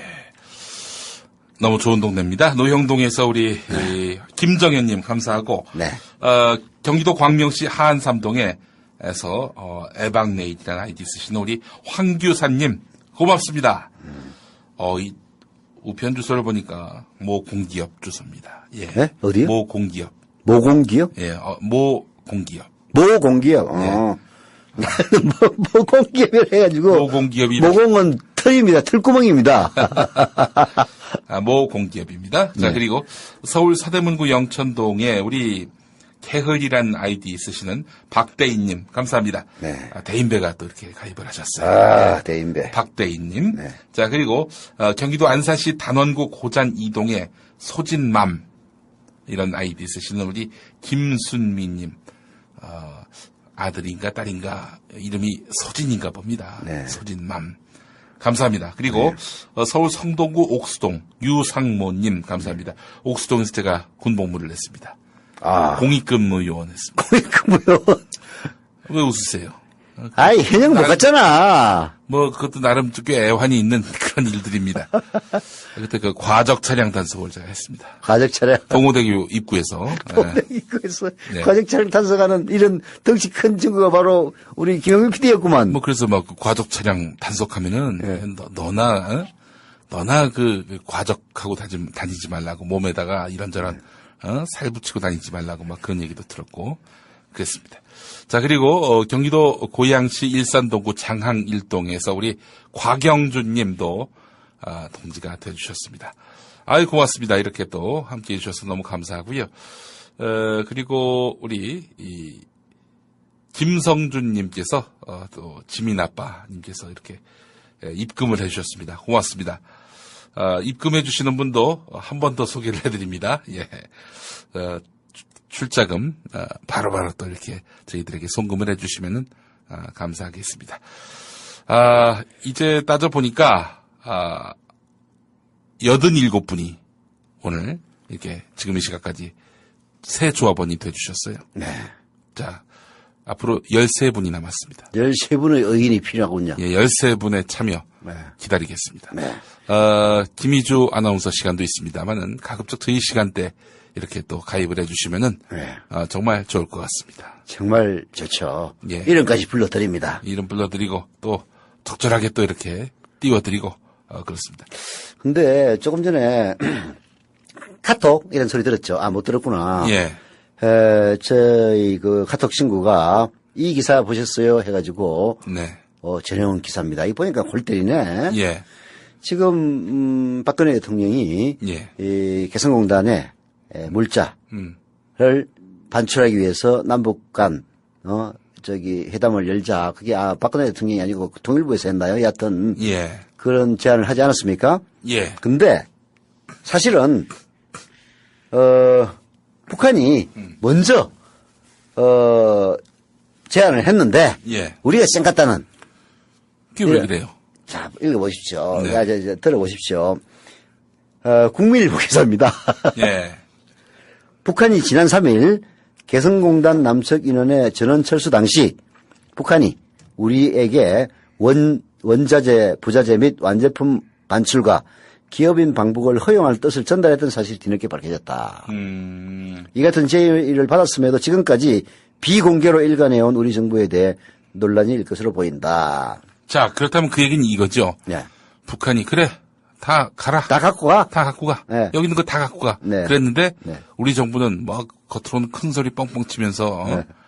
막 그런 식으로 나오다가도 이것도 우리가 또 가져가면은 이것도 나름 또 이렇게 앞으로 개성공단 돌이키기 힘든 거 아닙니까? 그러니까 그냥 두고 갈게요. 이랬다는 겁니까? 그렇죠. 이게 북한이 이제 자꾸 우리가 그 원부자재 반출을 위해서 남북회담을 하자고 하니까 오늘 까버렸어요. 이게 북한 중앙특구개발지도 전국 대변인이라는 자가 네. 얘들은 조선중앙통신기자의 문답 이런 형식을 통해서 얘기하잖아요. 예. 문답에서 이제 북한이니까 우리 측이죠. 우리 측은 지난 5월 3일 남측 잔류 인원들이 개성공업지구에서 그렇게 읽으면은 좀 너무 실감이 안 나고 제가 읽어보겠습니다. 예. 우리 측은 지난 5월 3일 남측 잔류 인원들이 개성공업지구에서 전부 철수할 때에 공업지구 하부 구조 대상의 정상 유지 관리를 위한 관계자의 출입과 입주 기업가들의 방문 및 물자 반출 허용 의사를 표명하면서 그와 관련한 날짜까지 제시해 주었다. 똑같아. 그랬대요. 네. 거기에 대해서 이 기사 보면은 우리 정부는 북한이 이런 제의를 한 것은 맞다. 하지만 구체적인 날짜를 제시한 적은 없다. 공식적 입장을 주면 우리 측 입장을 전달하겠다고 밝혔는데도 이후 추가적인 연락이 없었다. 뭐 이런 식으로 변명을 하고 있답니다. 뭔 얘기냐면은 남북 문제를 대처하는 이명박이 아니지. 비슷하다 보니까 자꾸 헷갈려. 박근혜 정부의 이 태도에는 일관성이 전혀 없다는 점을 제가 얘기하기 위해서 그러는 겁니다. 그리고 통일부는 거의 허수아비 기관이에요. 박근혜 대통령이 생각하면은 통일부라는 것은 이 사람 말하는 존재야. 통일국어로 객화시켜야 돼. 그냥 말 한마디 하면은 거기에 따라서 쫙 하고 북한이 제안을 하든 말든 청와대에서 지침이 없으면은 쌩 까고 이게 남북 무슨 신뢰 프로세스를 한다면서 이 손발이 이래서 되겠습니까?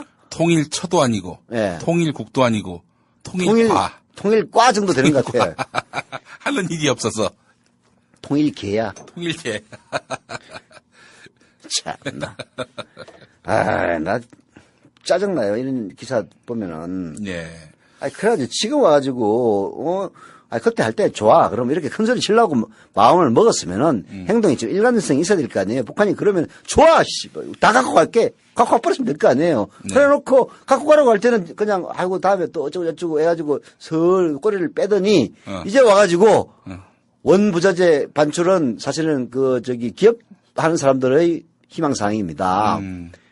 아니, 물건을 지금 못 배우고 있는 거예요. 손해가 어마어마한 아닙니까? 예. 그러니까 입주기업자 대표들이 통일부에 이렇게 조지고 하니까, 이제 와서 북한한테, 좀 그 원부자재 반출할 수 있도록 허용도 좀 해주고 그런 거 논의하기 위해서 회담을 열자 이렇게 하니까 북한이 야마가 확 돌아가지고 야이 통일개야. 지난번 우리가 가라고 할 때는 찍소리 안 해놓고 지금 와서 무슨 소리야 이거 까버린 거예요. 그게 대충 그림이 그렇게 그려지네. 아이고. 이러니 아니 이거는 그러니까 지금 네. 이 이른바 보수 정권에서 북한에 대해서 할 말은 한다. 북한과 남한 상호주의에 입각해서 네. 이렇게 우리가 줬으면 니들도 뭐 주고 이래야지. 그래? 우리는 안보 태세를 강화할 거야. 언제까지 우리가 퍼주기를 해야 돼? 뭐 이렇게 막 자존심 세우고 각 세우는 것 같은데 뒤로는 저기 뭐야 돈 줄게. 그게 전형적인 게 아닙니까? 남북 정상회담 해줘. 그러니까 그 이명박 때 네, 바로 이명박. 그 얘기 아니야. 그래가지고 또 돈봉투 지분도 주다가 걸려가지고 아이고 이런 아주 그래야지 정말 대알도 지금- 없는 아주 인간들이 아니 임태희 말이야. 나도 임태희 잘 아는데 그래가지고 나중에 한다는 얘기가 정상회담을 하려고 했더니 북한이 10억에서 15억 달러 달라고 하더라. 아니 돈 줘가면서 그렇게 정상회담을 해달라고 애결할 때는 언제고 이게 값이 안 맞아가지고 못한 거야. 이 인간들은 분명히 이랬을 거예요. 이제 북한은 열을 확 받은 거 아니에요. 예. 그래서 지금 임기 말에 우리 어버이 수령 동지하고 정상회담 하고 싶다고? 야, 그러면 10억 달러 가져와. 했을 거 아닙니까? 이명박, 야, 10억 달러 너무 비싸다. 지금은 안 된다. 기다려달라. 뭐 지금은 여러분 안녕하십니까? 이명박입니다. 지금 곤란하다. 조금만 기다려달라. 그러니까. 이랬겠지 또. 그래가지고 분명히 깎으려고 그랬을 거예요. 그래서 한 5억 달러에 하자. 그러는데 5억 달러 안 낸다. 그러면 7억 달러 이지를 하다가 결국은 아마 사달이 났을 겁니다. 네. 아니, 안 봐도 비대해요. 돈이면 모든 게 다 예. 만사가 해결된다고 생각하는 이 주의, 이런 인간들한테 남북한 간의 신뢰관계 회복, 이로 인한 평화 체제 구축, 이걸 기대할 수 있습니까? 아니, 이명박의 대북 정책이 얼마나 비핵 개방 3천이라는 게, 이게 비핵 핵무기 포기하고 개방, 시장 경제로 개방을 하면은, 너희 나라 국민소득을 갖다 3,000달러 만들어줄게. 우리가 뭐 거지야? 이런 얘기 들었던 거 아닙니까? 북한한테. 야, 그런 걸 갖다가 대북 정책으로 내놓을 수 있는 그 강심장은 진짜 이명박 아니면은 생각이 어려운 멘탈입니다. 진짜 존경해요. 말이 안 나옵니다. 하여튼. 아니, 이게 보수고 진보를 떠나가지고 상식이 좀 통해야 되는데, 이거 아주 그냥 상식이 실종된 사회예요. 자. 아이고, 답답합니다. 예, 남북 관계도 뭐 풀리는 게 없고, 남한 관계도 그렇고. 그게 사실 우리 지금 국민들의 멘붕이라고 하는 것이 말이죠. 바로 여기서 비롯되는 거죠. 이렇게 절망적이고, 암울한. 이 불량 정치의 표본 아닙니까? 이런 불량 정치의 표본이 왜 계속 선택받느냐? 왜 승리를 해야 되느냐? 거기서 아니, 멘붕이 그런 생각 안 드세요? 왜, 지난 대선 솔직히 얘기해서 왜 진보가 졌다고 보십니까? 아니, 저는 그렇게 크게 멘붕하지 않아요. 왜냐면은, 네. 근데 이제 성한용 네. 한겨레 정치선임 기자 얘기는 기본적으로 야권은 이길 수 없는 구조다.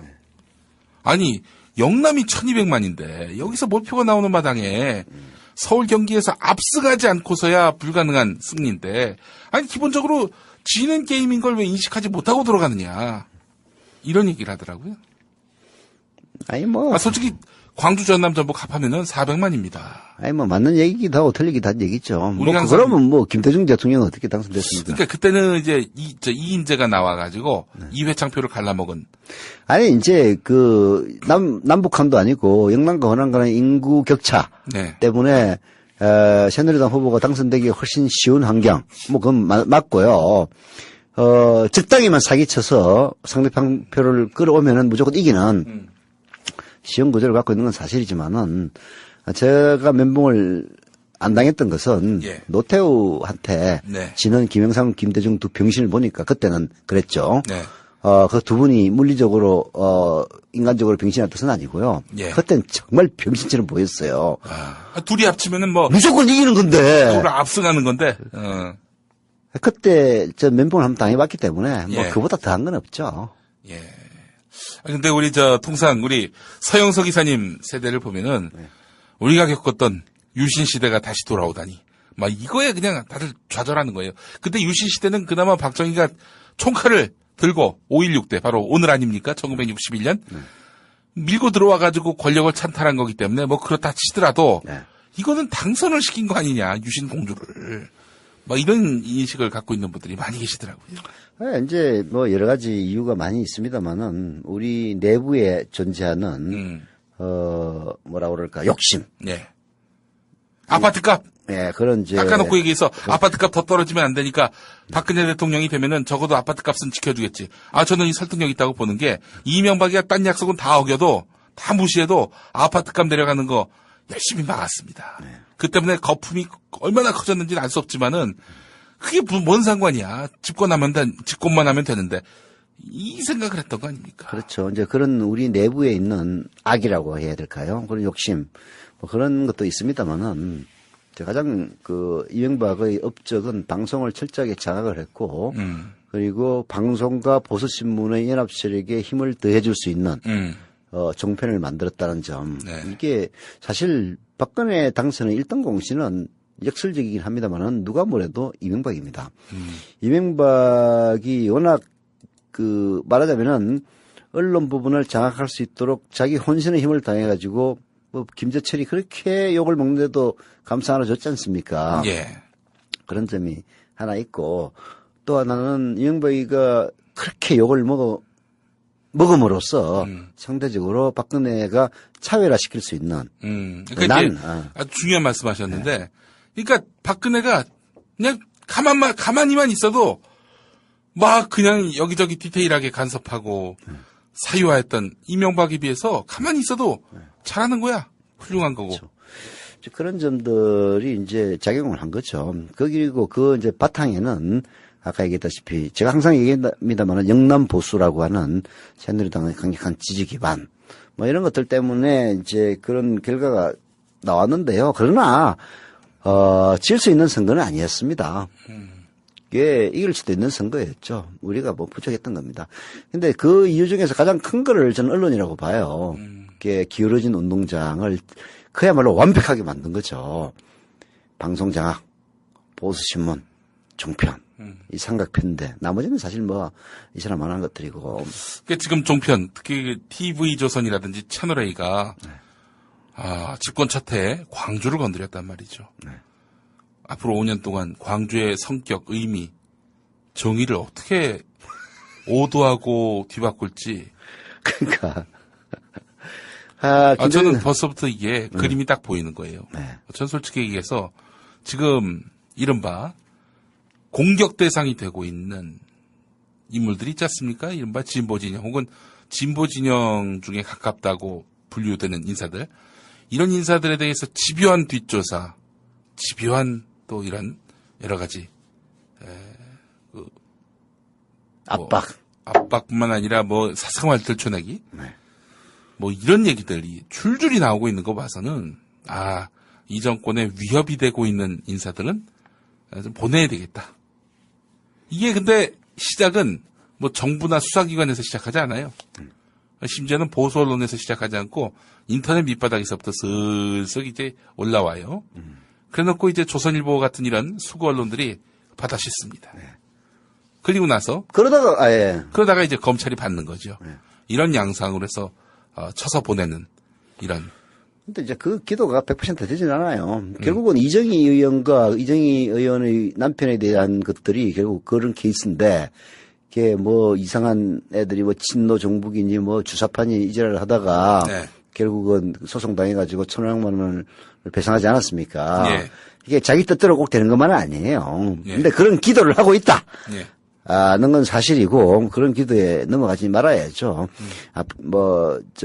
문재인의 후보가 48%를 득표하고도 진 것은 멘붕 상태지만은 그걸 또 거꾸로 생각하면은 48%의 힘은 존재하는 겁니다. 만만한 거 아니에요. 권력을 넘겨줬다고 해서 그래서 인사권을 100% 쥐고 있다고 해서 이 나라 전체가 100% 자기 것 아니에요. 48% 반대하는 사람이 있는 거고요. 그리고 51% 중에서도 아이쿠 내가 그때 생각 잘못했구나 하는 사람 3%만 넘으면 역전되는 겁니다. 예. 그렇잖아요. 그래서 뭐 그런 사실은 이 48%는 어떤 악조건 속에서도 실은 사실은 야권을 지지했던 분들이고 네. 이 심중은 크게 바뀌지 않을 거라고 저는 보거든요. 그렇죠. 그렇게 기울어지는 운동력 속에서도 문재인을 지지할 정도라면은 예. 48%의 결속력, 그 지지의 단단함, 이것은 상당히 강도가 높다고 봐야죠. 그렇기 때문에 자 이사님 그렇다면은 네. 앞으로 4년 5년 동안에 야권은 어떻게 해야 3%를 가져올 수 있을까요? 뭐 결국은 당장 아파트 문제, 부동산 문제. 이제 이건 참 뭐 답이 없는 어려운 문제인데요. 예. 근데 사실은 이 답을 갖지 않고서는 또 저쪽이 이게 엄청난 또 이니셔티브를 줄 수 있다고 좀 보거든요. 아니 이제 이런 거죠. 물론 싱크탱크를 가동하고 당이 말하자면은 중도 보수적인 유권자들을 어떻게 이해하고 설득시키고 안아갈 것이냐. 네. 이런 고민은 당연히 해야 되고 거기에 맞는 정책들을 개발하고 해야 됩니다. 근데 그게 선거에 영향을 주는 주지는 않아요. 그게 말하자면은 피상적 전문가들의 함정입니다. 피상적 전문가들은 항상 그렇게 해요. 야, 48%밖에 득표 못해서 너희들 진 거 아니냐. 51%가 되려면은 상대방에는 3%를 갖고 와야 되는 거 아니냐. 그러려면은 그쪽의 정책을 어느 정도 수용해야 되는 것 아니냐. 라고 하는 것이 지금 김한길 체제입니다. 중도로 회귀하고 그래서 조중동 언론들이 야 김한길 잘한다. 이양구도 황우여도 야 김한길 정말 반가워 라고 하는 것이 거기에서 나오는 거예요. 지나치게 이념적 색깔이 뚜렷하다 보면은 그런 거에 환멸을 느끼는 그런 보수층들 환심을 사기는 어렵다. 이런 이야기인 것 같아요. 물론 이제 그런 얘기인데 그게 안 통해요. 48%가 오히려 위반합니다. 그딴 식으로 하면은 결국 선거는요. 자기 자신은 신뢰감을 주고 야당의 경우에 그다음에 상대방은 실수를 하는 그것이 어우러져 가지고 이기는 겁니다. 아무리 뭐 그렇다고 해서 아무 일도 하지 말자 그런 얘기는 아닌데 아까 얘기했던 그런 중도 회기라든지 그런 실험들이야 뭐 하겠다는 거 말리지는 않겠습니다만은 효과가 전혀 없습니다. 결국은 야당은 신뢰를 줘야 돼요. 신뢰를. 그 신뢰라는 것은 하루 이틀에 되는 것도 아니고 훌륭한 지도자와 당연히 일사불란함, 그리고 실제 역량 이런 것들이 어우러져야 되는 것이기 때문에 한국 야권의 그 역량은 불행하게도 한국 보수 정당의 역량보다는 한참 못 미치죠. 그래서 그 역량을 키우고 신뢰를 받을 수 있도록 꾸준한 노력을 해야 되겠지만은 그런 신뢰에는 이제 더 중요한 것은 그런 신뢰를 줄 수 있는 인물이죠. 인물과 정당의 결합 그리고 상대의 실수 이걸로 선거는 결정되는 거예요. 만약에 안철수나 문재인이 한 대선으로부터 한 2년 전에 보궐선거로 들어왔다. 대선에서 어땠을까요? 훨씬 더 나았겠죠. 48% 득표가 49% 득표도 될 수 있고 잘하면 역전도 가능했겠죠. 하여튼 그때는 둘 다 준비된 후보는 아니었어요. 워낙 박근혜가 돼서는 안 된다는 그런 당이기 때문에 문재인이냐 안철수냐가 떴고 일반적인 정치적인 관점에서는 일어날 수 없는 일이 일어났던 거죠. 너무 늦게 정치권에 들어오는. 그렇게 들어와가지고 대통령 된 사람은 우리 정치사에서는요. 노태우밖에 없습니다. 그래서 노태우도 아예 초선 때 했어요. 근데 1년 만에 되진 않았지. 서울올림픽 조직위원장도 했었고 뭐 장관도 하지 않았습니까? 정부 장관도 했었던 것 같고. 이제 키워줬죠. 그 전두환이. 근데 여하튼 그때도 그 민도와 지금의 민도는 또 차이가 있고 그러하니 평면적으로 대조할 수는 없겠지만 없죠. 없는데 여하튼 1년 혹은 3개월 전에 정치권에 데뷔했던 것보다는 훨씬 더 나았겠죠. 그래서 안철수는 사실 지방선거 때 혹은 그 전후 한 보궐선거에서 국회의원이 되지 않은 다음에야 이미 기회를 놓쳤던 거죠. 늦어도 총선에서는 무조건 들어갔어야 됐습니다. 그래서 안 된다고 했던 것 뿐이에요, 저는. 안철수를 미워서 하는 것도 아니고. 그냥 정치 경험이 없다 보니까 무리를 하는 게 제 눈에 보이니까 비판을 한 것 뿐이죠. 아니, 이제는 뭐 시간도 많고, 또 호남에서는 뭐 압도적인 지지도 받고 있고 하니까 차분히 그야말로 뭐 안철수의 뭐 실체야 어떻든 간에 정치인 실체 가지고 또 이렇게 안철수 찢는 사람들도 많이 있는데 그것도 맞는 얘기는 아니에요. 인간 뭐 다 툭 까놓고 보면은 뭐 박근혜나 이명박이나 뭐 누구나 다 뭐 뾰족한 거 있겠어요. 그것이 겉으로 포장되는 것, 그리고 그 포장되는 것을 그 국민들의 눈높이에 맞춰서 행동할 수 있으면은 그게 실체인 겁니다. 그래서 사실은 정치가 네. 천운이 뒤따라야 한다. 그러니까 안철수 의원 지금부터 잘 해나가서 하면은 또 희망이 될 수 있는 거죠. 지금 호남에서 압도적 1위를 하고 있다는 얘기는 사실 전국으로 확대를 해도 안철수 의원이 1위를 할 가능성이 매우 높습니다. 왜냐하면 문재인 의원은요, 선거에 진 장본인이라고 하는 그 약점이 존재를 해요. 이해창처럼 선거에 지긴 했지만은 또 다른 대안이 없을 때는 여전히 자기가 권력을 장악하고 야당의 유일무이한 후보가 될 수 있지만은 지금 야권에는 또 안철수라고 하는 검증받지 않은 대안이 있지 않습니까? 그래서 문재인도 다시 그 안철수하고 비교해가지고 이기기 쉬운 상대는 아닙니다. 그러니까 뭐 이런 식으로 안철수, 문재인 그리고 박원순 이 트로이카가 적절하게 견제하고 경쟁하면서 신뢰를 주고 뭐 정당이 뭐 민주당이 뭐 신뢰를 받지 못하고 있다고 그러는데 뭐 그럼 뭐 해체 모여서 해가지고 다시 하든가 아니면은 자꾸 인기가 떨어지다 보면은 또 민주당 내부에서도 자구적인 노력을 하게 돼 있어요. 김한결식 실험을 해보고 안 되면 또 다시 가는 겁니다. 다른 방향으로. 뭐 그 시간 아직 5년이나 남아 있지 않습니까? 지긋지긋하게 길게 남아 있어요. 아휴. 그 사이에 뭐 바닥을 칠 만큼 치고 네. 민주당이 다시 회복될 가능성이 있다. 그럼요. 네. 그럼요. 가능성이 있습니다. 네. 그리고 새로운 정당 하는 거 쉽지 않아요. 사실 그 우리나라에 정치를 할 수 있는 인재풀이라는 건 딱 정해져 있습니다. 그 중에서 영남은 새누리당으로 가고 호남은 민주당으로 가죠. 여기에도 저기도 끼기 싫어하는 다른 사람들은 제3의 정당 뭐 진보 정당에 있던가 하는데요. 자, 여기에서 예. 새로운 정당을 창당한다면은 여기에 끼지 않은 사람들이 갈 수밖에 없는 거예요. 그렇지 않습니까? 민주당에서 안 써주는 사람, 새누리당에서 안 써주는 사람들하고 정치를 할 수밖에 없어요. 물론 KBS에서 떨어진 사람을 국민 TV에서 썼다고 해서 그 사람이 자질이 떨어진 거 아닌다는 거 뭐 맞죠.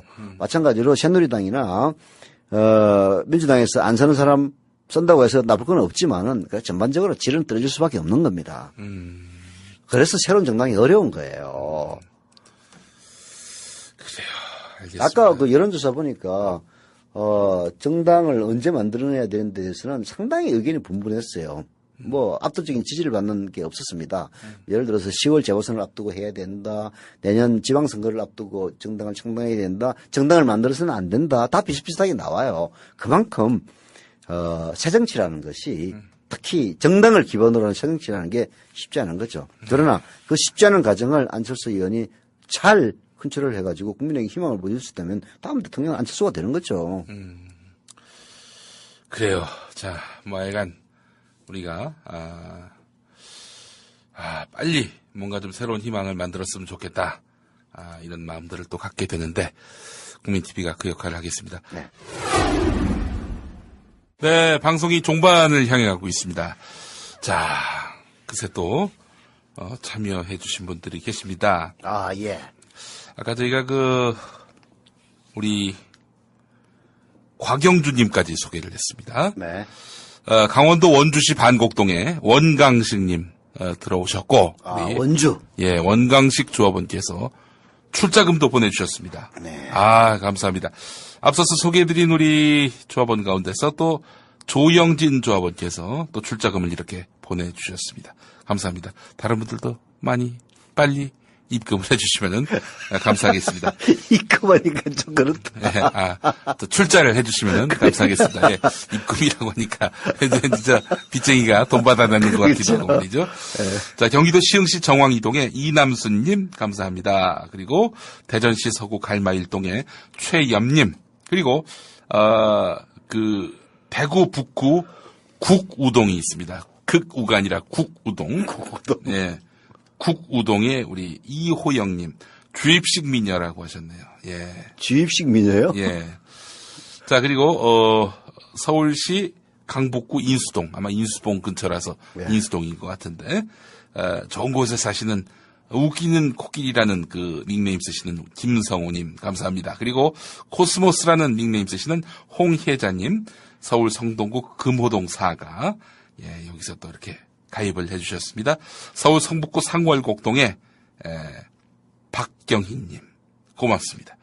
그리고 막둥이란 아이디 쓰시는 안병권님이 경기도 평택시 세교동에서 이렇게 또 참여를 해주셨습니다. 자, 그래서 다 따져보니까 현재 97분인데 아까 그 2번 가입하신 우리 조합원 뭐 2분을 만약에 뺀다면은 95명. 야, 5명의 기적을. 예. 불과 5분밖에 안 남았는데. 5분도 됐다. 아니에요. 저희가 이제 프로그램 넘어가는 게, 네. 4시 58분 39초까지입니다. 자, 3분 사이에 여러분들 5분이 또 들어와 주시면 얼마나 감사할까. 낯이 설까. 이런 생각도 해보고요. 아니, 다음 카페에 이런 게 생겼어요. 윤창중 팬카페입니다. 윤창중 팬카페가 생겼어요? 근데 이거 패러디 카페예요. 히프 앤드 런입니다. 히트 앤드 런이 아니라 히프 앤드 런. 히프 앤드 런. 히프 앤 런. 이렇게 히프 만지고 도망갔다 뭐 그런 뜻인가 봐요. 히프 앤 런. 히트 앤드 런이 아니고. 보면은 최신속보, 윤창중의 히프 앤드 런 어록. 그다음에 과거 윤창중 칼럼, 패러디 앨범 뭐 이런 식으로 나눠져 있는데요. 예. 다음 카페에서 윤창중 팬카페 검색하면 됩니다. 재밌네요. 예. 온갖 패러디가 다 있네, 보니까. 60명대로 시작을 했는데, 이제 벌써 거의 100명에 다 달았습니다. 아유, 지난 시간까지 또 저희 함께 해주신 여러분 너무 시간 다 감사하고 됐습니까? 거의 이제 막 내릴 때가 됐어요. 예. 자, 김용민, 서영석 김용민 함께 하는 방송, 서영석 김용민의 정치 토크.